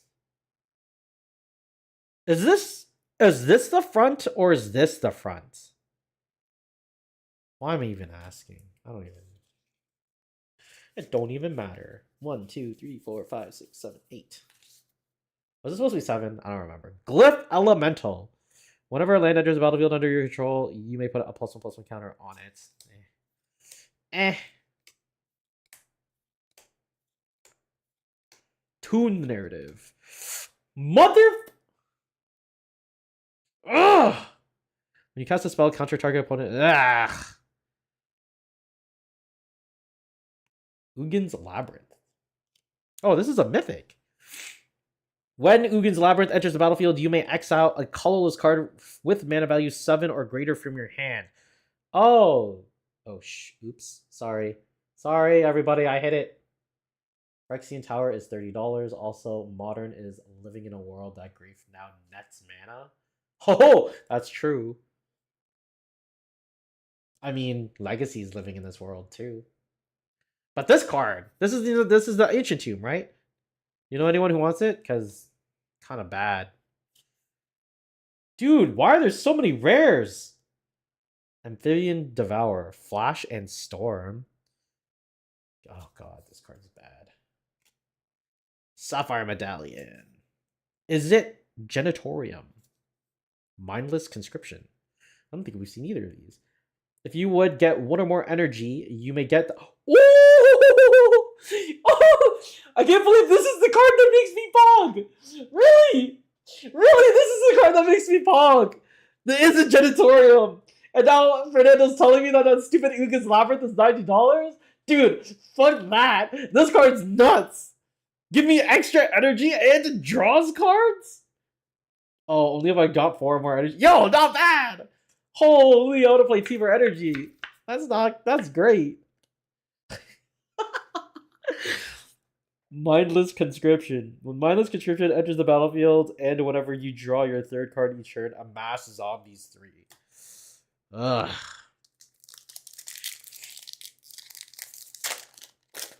Did you guys see that Ruby Storm deck in Legacy?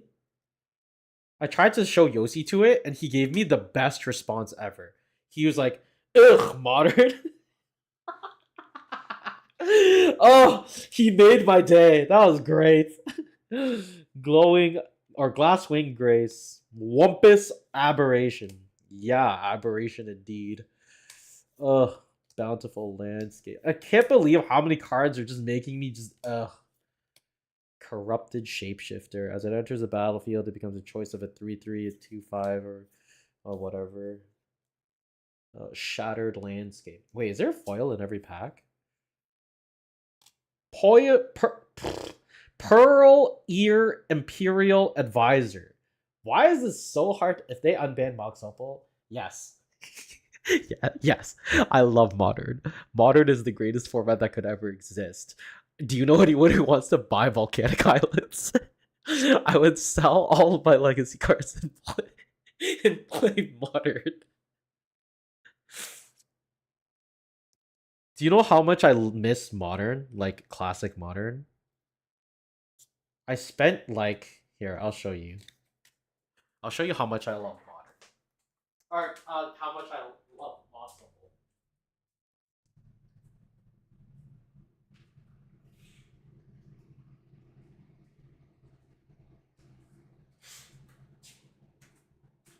I spent like hours last night looking through my collection, seeing and just reminiscing of like my old dreams.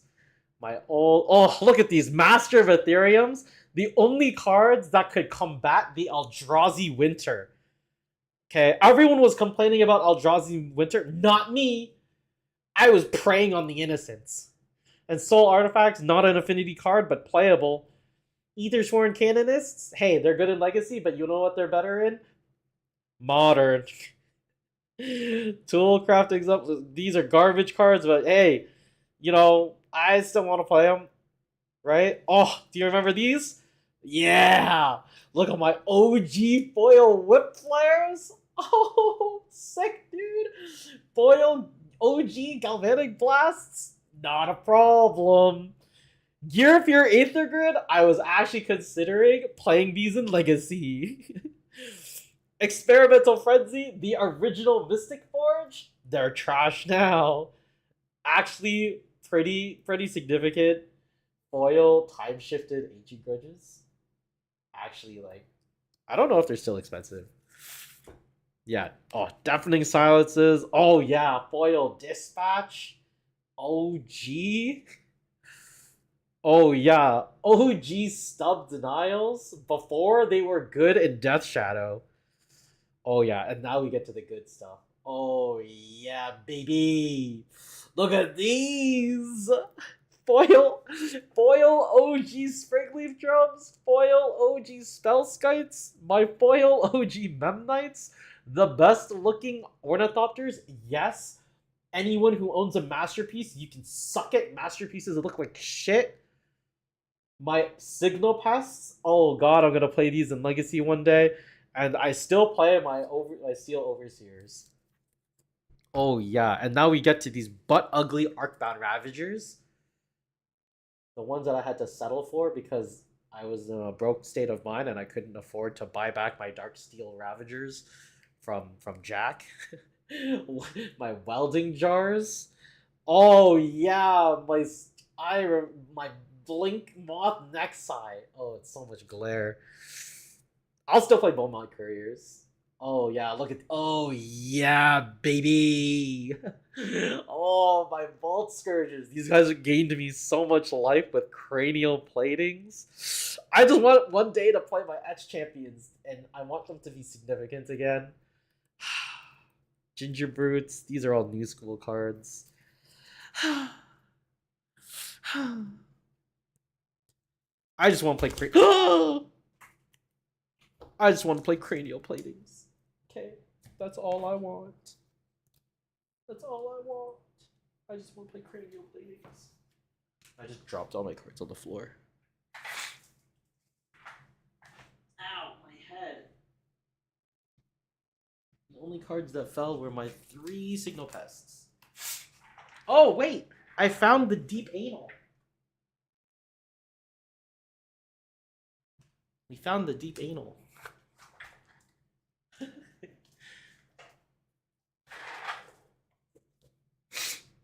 Alright, we gotta pack this up because I gotta do my Wuthering Waves dailies. And my Honkai Star Rails. I gotta rail my stars so hard. We're in the final stretch anyway. I think we only have like 5 more packs. Alright. Whoa, I actually don't think we've seen this. Bridgeworks Battle. Bridgeworks Battle. It's just a fight spell. Quest for Necropolis? Wait, they made new quest cards? Yo. Sacrifice it. Ew, but it's you have to pay 6 mana? Oh, it costs 1 less. Yo, actually, this is not bad. This is good in EDH. Lethal Throwdown! Oh, it's a sorcery. Bespoke Battle Wagon? Wait, we haven't seen this one either. You get 2 energy. And with that forge, you get 3 energy. Tranquil Landscape, Expanding Ooze, Jolted Awake, Evolution Witness, Dream Drinker Vampire, Thriving Skyclaw, Electrozoa. This card's sucker. I thought this was a full art. Oh my god, stop! White Orchid Phantom. Hey, this is the card that you're talking about, right? Double white flying first strike. When it enters the battlefield, destroy up to 1 target non-basic land. its controller may search their library for a basic land card, put onto the battlefield, tap, then shuffle. What was your question about this card? Is it playable? Is that what you asked? I can't find your comment. This is Shifting Woodlands. I think it was before the Shifting Woodlands, right?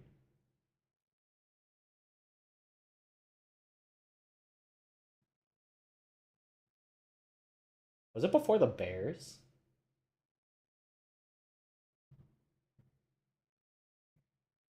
I don't think it was this far up. Is it Legacy playable?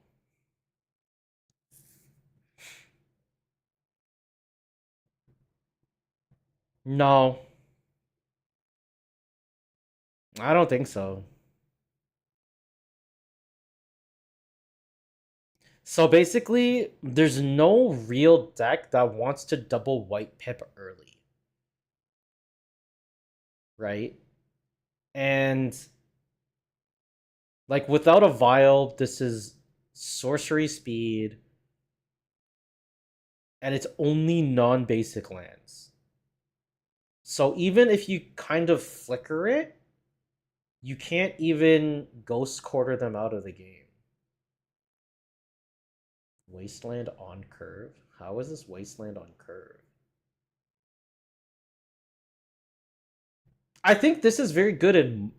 It might be very good in Modern, but I don't think this is Legacy playable. Like, this is not good enough for D&T to become a deck again and become playable. That would, like, require a lot. Oh my god, my piles are so fucked. I don't even know what this middle pile is. I don't understand your comment by Wasteland on curve. That might just be because I'm bad at math.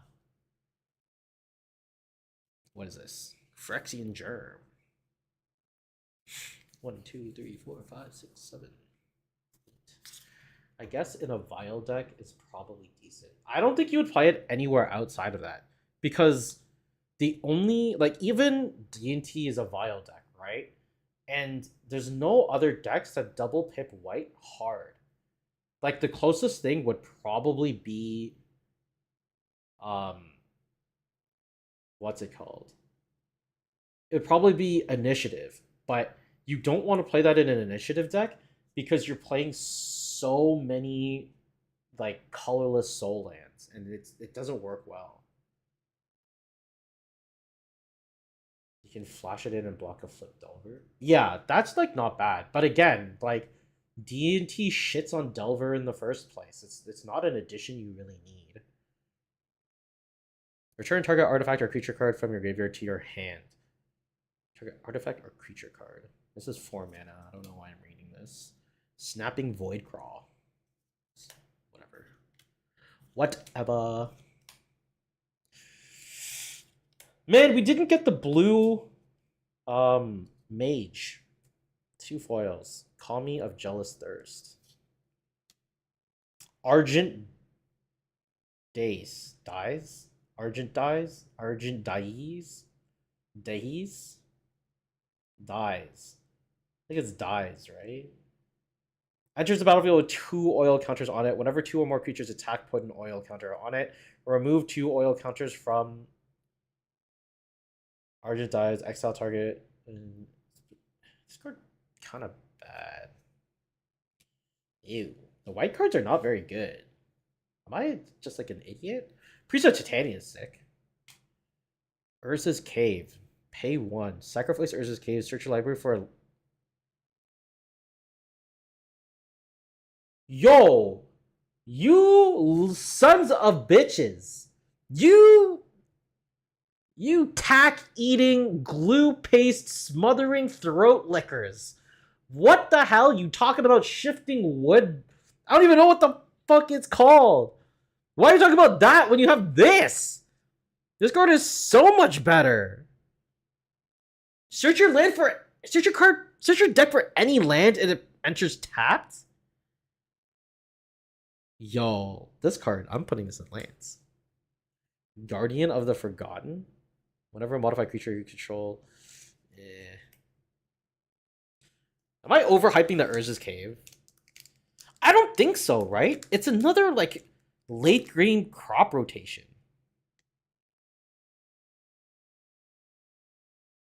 Actually, I'm slowly convincing myself that it's not good.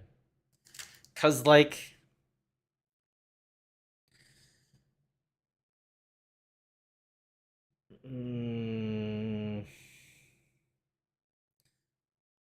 Because you need to have it in deck. So if you're like, it's kind of like a late game card because of its cost.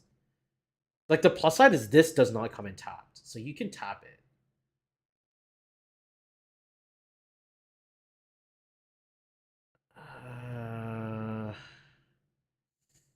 I'm slowly convincing myself that this is not a good card. Because it's kind of just like a worse Sylvan... or sorry, Elvish Reclaimer.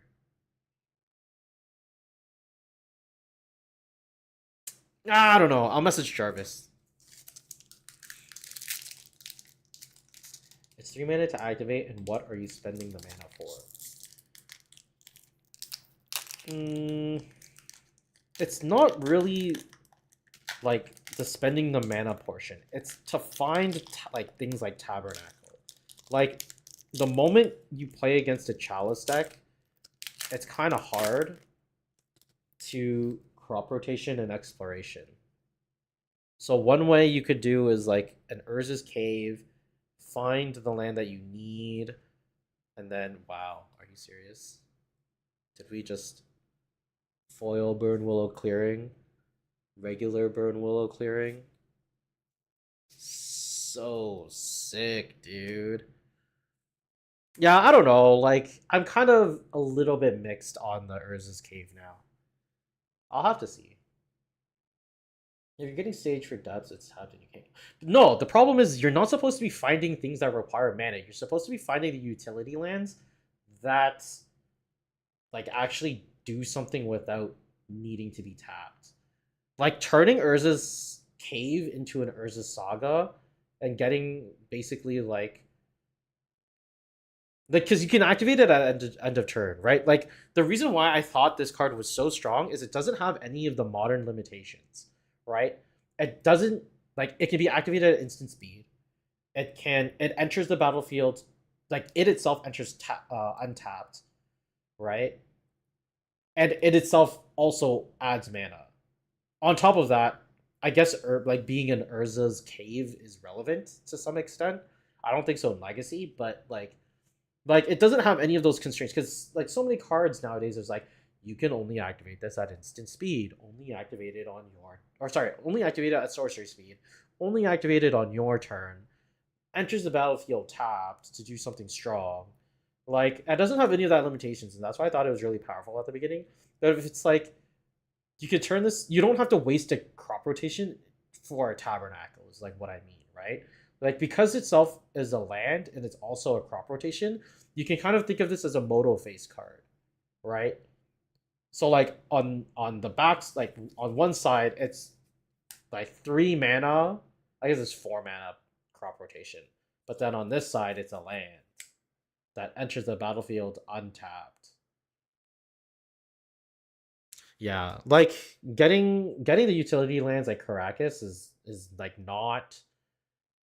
It's not exactly where you want to be, but it's not terrible. It's not a bad choice, right? Because you need to tap it to activate it. So I don't know. If you play something like if you're playing Amulet, then you can play Amulet of Vigor, and then it'll untap or it'll enter untapped. So not terrible, I guess. It's still pretty terrible if I have to say not terrible.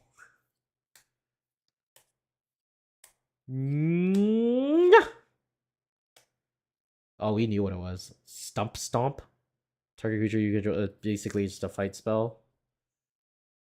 Warren Soul Trader. 3 mana, 3. Pay 1 life, sacrifice another creature. Create a treasure token. It's this has to be good because it's a free sack outlet. So probably really good in Commander. This is also really good in Commander. Branching Evolution. It feels too slow. Feels like the time you activate it, you'll get blown out. But you're playing lands. Like, you're not a fast deck. Like, yes, you can be fast, but the majority of the time you want to be slow. What is this? Is this a bird or a mouse? No, that's a human. I know aminals. I'm so good at them. Sundering Eruption. 3 mana, destroy target land. That's what I'm talking about. Its controller may search the library. That's not what I'm talking about. Oh, I want this guy, but in foil. Come on, dog. Now it's worthless to me. Whoa, Trickster's Elf. Elk. Whoa. Yeah, that card's irrelevant. Bestow. Enchanted creature loses all.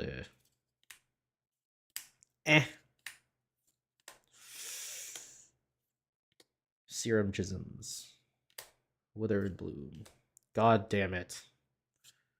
Hey! We got Earl's little brother and a meltdown.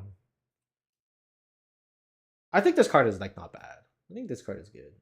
It's like a secondary. I think you can play it as like a 1 or probably just like a 1 of in like Jeskai control. So you don't always have to roll. Or like, was it Miracle Beams? Very much reminds me of. This is the last pack, by the way. Very much reminds me of the dude that blows up Thor's world in Ragnarok. That guy was sick.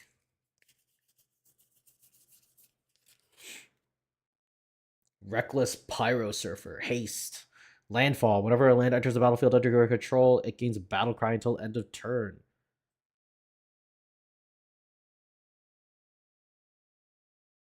So this gives +2/+0 to your board for 1 turn. Yo, this is kind of good.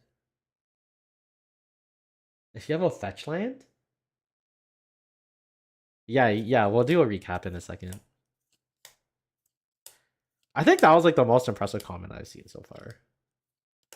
Plains. Territory color. Gross. Yay. Power balance. Woo. Oh, yeah. Cephalid Coliseum. Rush of Inspiration. Alright. That was a sad thing to go out on. But yeah, I don't know.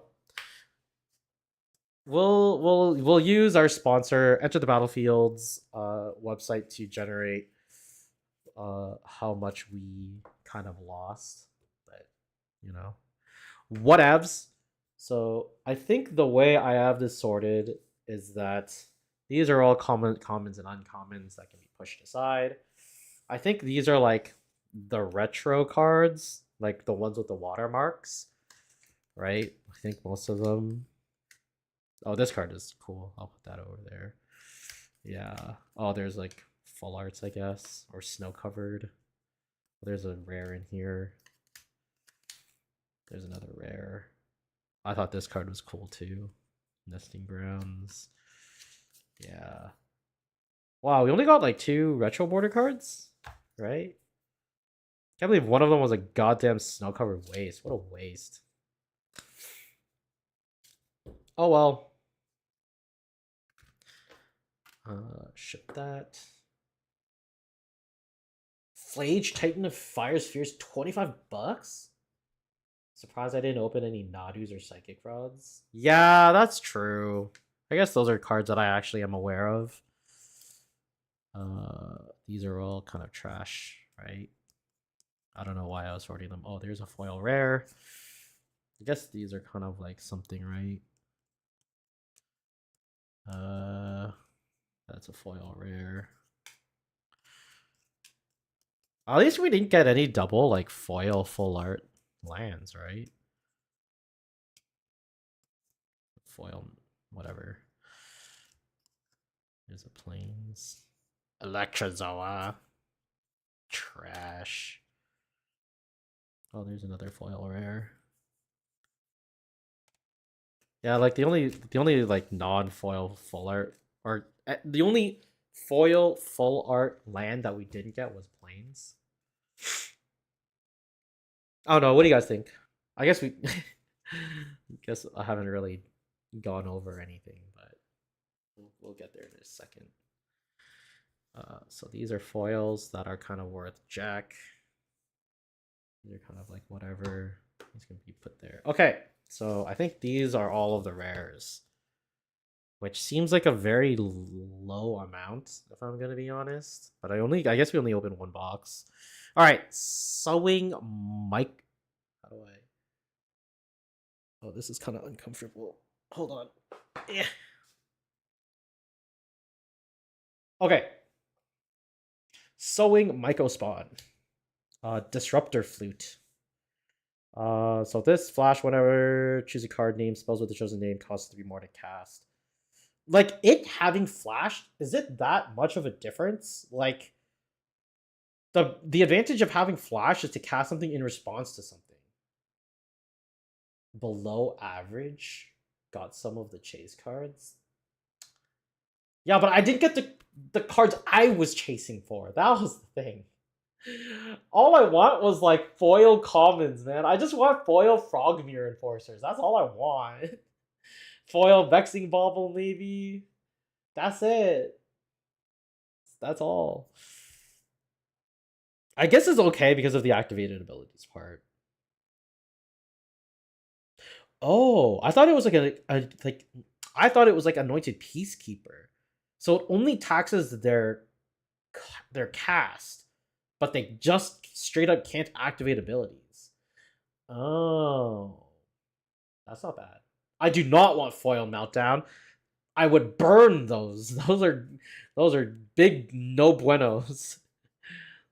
There's a power balance. So Flage is like I guess a money card. How much is branching evolution now? I suspect that this card is not worth much anymore because it's in like a modern Horizon set. But like for like when it was printed in Jumpstart, it was like a $20 card. I'm gonna assume that is kind of garbage though. Warren Soul Trader. How much is this card? This card probably like trash, right? It's like an commander trash card. I know for a fact that this is garbage. Fucking Ardent Days. White Orchid Phantom, kind of like whatever. Pearl Ear Imperial Advisor, I didn't even read. Lifelink enchantment spells. You cast have affinity for auras. Whenever you cast an aura spell that targets a modified creature you control. This is like straight up a commander card. I guess you could play it in like Boggles, but like whatever. Medallion is a commander card. Where am I gonna put commander cards? I guess we'll put them in white. That's probably not the greatest idea. Amphibian Downpour, I think is lame as fuck. It's kind of like a subpar, whatever. Ugin's Labyrinth. Like this card's cool and all, but I don't know. Branch Evolution is only $3 now. Yeah, it's kind of whatever. All right, so Ugin's Labyrinth is. I'll put it in like the money card pile. I think you said Phyrexian Tower was expensive now too, right? Let's put it here. Party Thrasher, I don't see being worth much. Shifting Woodland is like whatever. How much is Shifting Woodland actually? Warren Soul Trader's 13? Yo, into the garbage bin, dude. Primal Prayers, not bad. Aether Revolts, not great. This is probably money, right? I think you said it was 25 bucks. Genku, I don't believe is gonna be much. Retro Null Elemental Blast. I don't know. Is this relevant for anything? This is also kind of like whatever. 6 is like whatever. Arena of Glory is like probably like whatever as well. Curse Mirror is probably still whatever too. I think the most out was it was like 12 bucks, but that was for like the extended order. But I don't know about foils, but whatever. Gil Shengar, this is probably trash. Printing of Ugin's Labyrinth is 100. Cool, nice. Shifting Woodlands is 13. Yeah, it's gonna go into my garbage pile. Kudo, how much is Kudo? This card's gotta be like 50 bucks, right? I see, this is what I mean. If I think a card is good, it is not. It's not worth anything. But then all the cards that I think are trash, they go into like the money piles. Null Blast Retro. I didn't get any foil Kappa Cannoneers either, dude. What is going on? This sucks. Fucking Phoenix, right? Sink into Steeper. I don't ever see myself playing it, but Oh yeah, we got the Kozilek. That was pretty cool. Pearl Medallion. Sewing Microspawn. Is this one worth anything? I'm gonna assume no.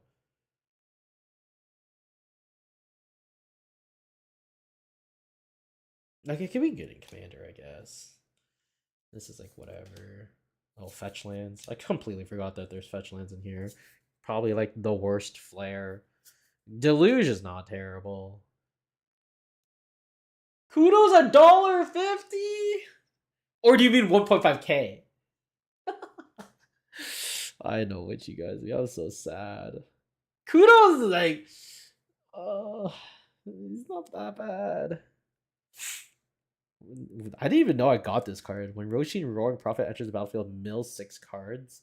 You may put a card with X in its mana cost from among them into your hand. Reveal any number of cards with X in mana cost.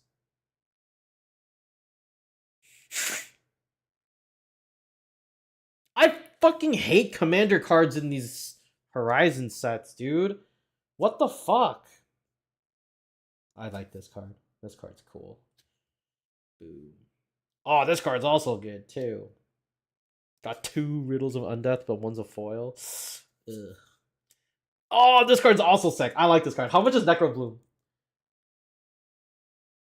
Sewing Microspawn is and that art is only 7. Fuck. How much is this card? How much is the Necrobloom? The Necrobloom. This card has got to be gas, right? Because Field of the Dead is still like $20. And this could be your commander too. Hey, commander players.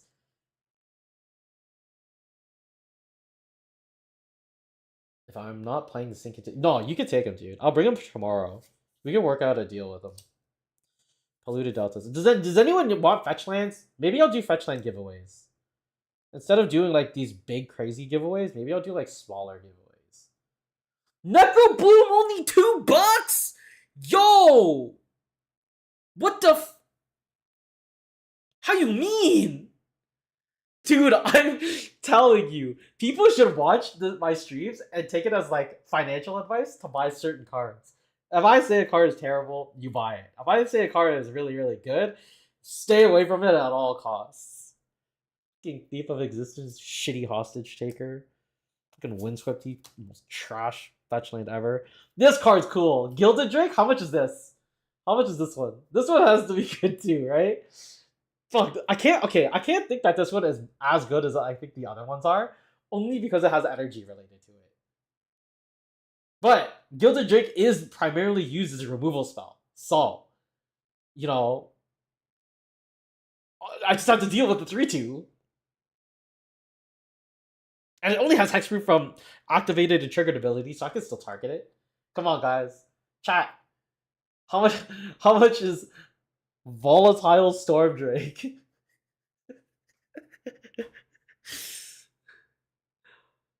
I'm gonna assume like if it's not a mythic, it's not worth anything. How much is Deserted Temple nowadays? Yo, Storm Drake $6? Yo, that's not bad. That's not bad at all. But yeah, how much is Deserted Temple? Powerful land, so not bad.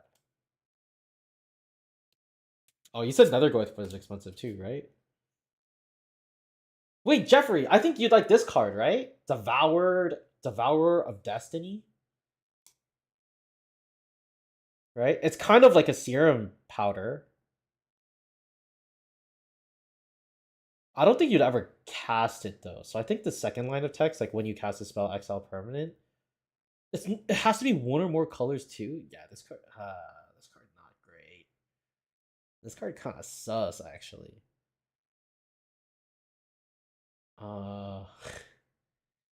Yeah, you may reveal this card from your opening hand if you do at the beginning of your first.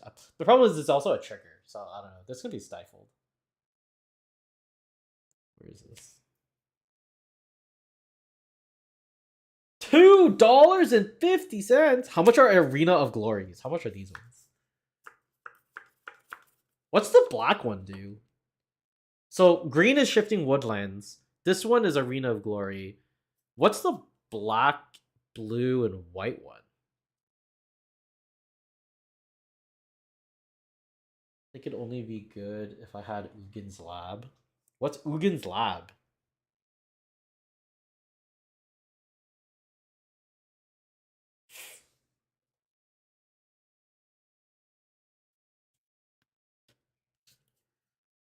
Oh, this. I was thinking like laboratory. Oh, because it's 7 mana. So this turns it into. That's such a narrow combo, though. When creatures dies, you connive X. Is that the black? Is that the black land? Oh well. Anyway, I guess I'll leave this up as a VOD, but um um oops, what did I do? Uh Let me switch this. Camera not available. How you mean, dog? Uh Hey, work. Yeah. So I think I'll leave this up as a vlog, obviously because it's on the YouTube channel. But I will put like a streamlined version. Wow, Arena of Glory is only $2 and then $4 full art. Lame. Um, but yeah, I think I'm gonna leave it up as a vlog, and then I'll probably edit it and put up the prices and stuff using Enter the Battlefield prices. We'll see how that goes. We'll see how much I lost. I don't even know how much I paid for these boxes. If I'm gonna be perfectly honest. If I leave it as a VOD, yes. What? Continue what you're saying, man.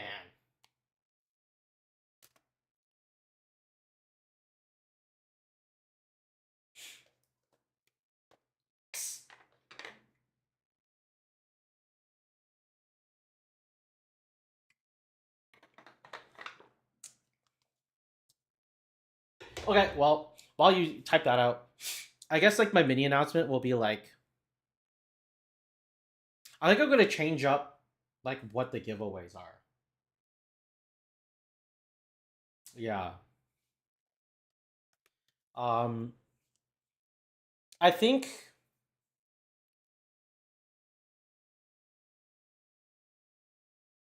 you gotta get some flair of cultivations and veteran explorers. Oh, I will definitely no. If I'm gonna put up the VOD, like the VOD saves and it stays how it is.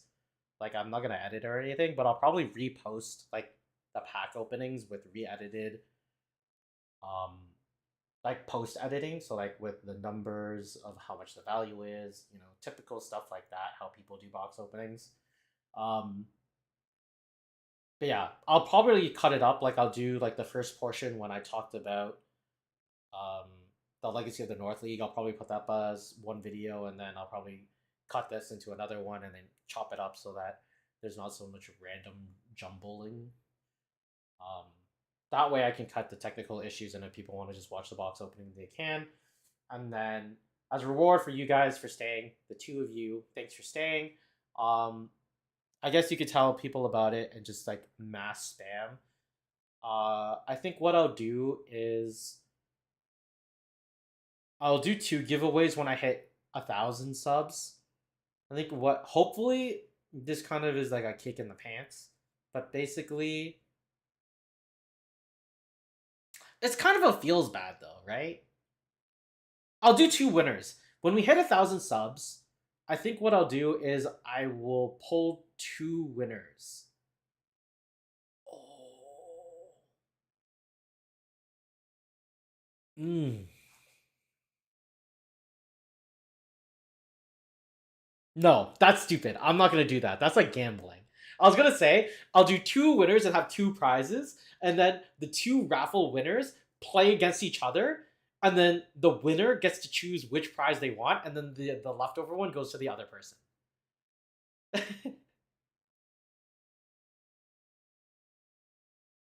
If you're gonna do that, might unlist this video. No, you're not understanding me, Fernando. The moment I end this stream, YouTube publishes it. I'm just gonna leave it there. I think it's fine. It's whatever.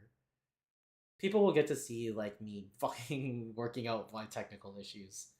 It'll be fine. Don't worry about it. It's only like a 3-hour long stream anyway. I intended it only to be like 2 hours. I don't know how we would do that with Benman. Cause like if like one winner is in Germany and one winner is in like the United States, it's really hard because Benben is a shared deck. Like I don't know how that would work. That would be really, really hard. Because like let's say for example, I make the announcement and basically the second prize is just like another booster box, right? Like I have another sealed Modern Horizons booster box. Like I don't really feel like opening it. Like I just did this because I needed to hit vexing baubles for tomorrow in case the store doesn't have them, and I need them. Like I need it in my deck, and I needed to write my deck list. That's the reason why I did the box opening now, is hoping that I would hit a vexing bauble. If I didn't hit a vexing bauble, well, I'm shit out of luck. Anyway, I have a second box. I do want to do some sort of prize giveaway for it, so I don't know. Maybe I'll post on Reddit and be like, hey, sub to my channel. The moment I hit 1,000 subs, I'm gonna be raffling this off. I guess if that happened, like the problem is, more people would probably want the Modern Horizons box than the 4 Force of Wills. I think I'm at that point where people just don't want the Force of Wills because the people already consuming my content are pretty much people that already play Legacy. I guess what I could do is I could make my more educational videos and do that. I've had them planned for a long time, but the meta's changed so much that I need to redo all of them. Anywho,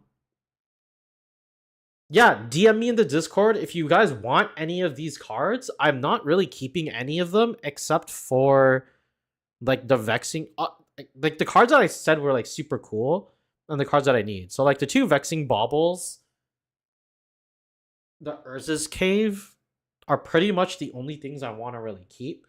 So if you guys want anything, just shoot me a message and I'll like bring them for you tomorrow, and then we can work something out.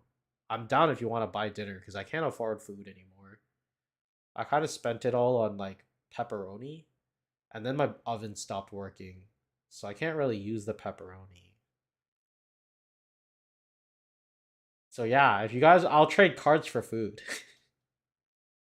Anyway, that's gonna end the stream. Thank you guys so much for staying around. It was fun with all the technical difficulties and everything. So yeah, thanks for sticking around. Hope you guys enjoy that. Spread the rumor. Just randomly tell people to sub to my channel because someone can win a Modern Horizons 3 box and 4 Force of Wills. Yeah, see you guys tomorrow, and yeah, I guess that's it. Kick rocks.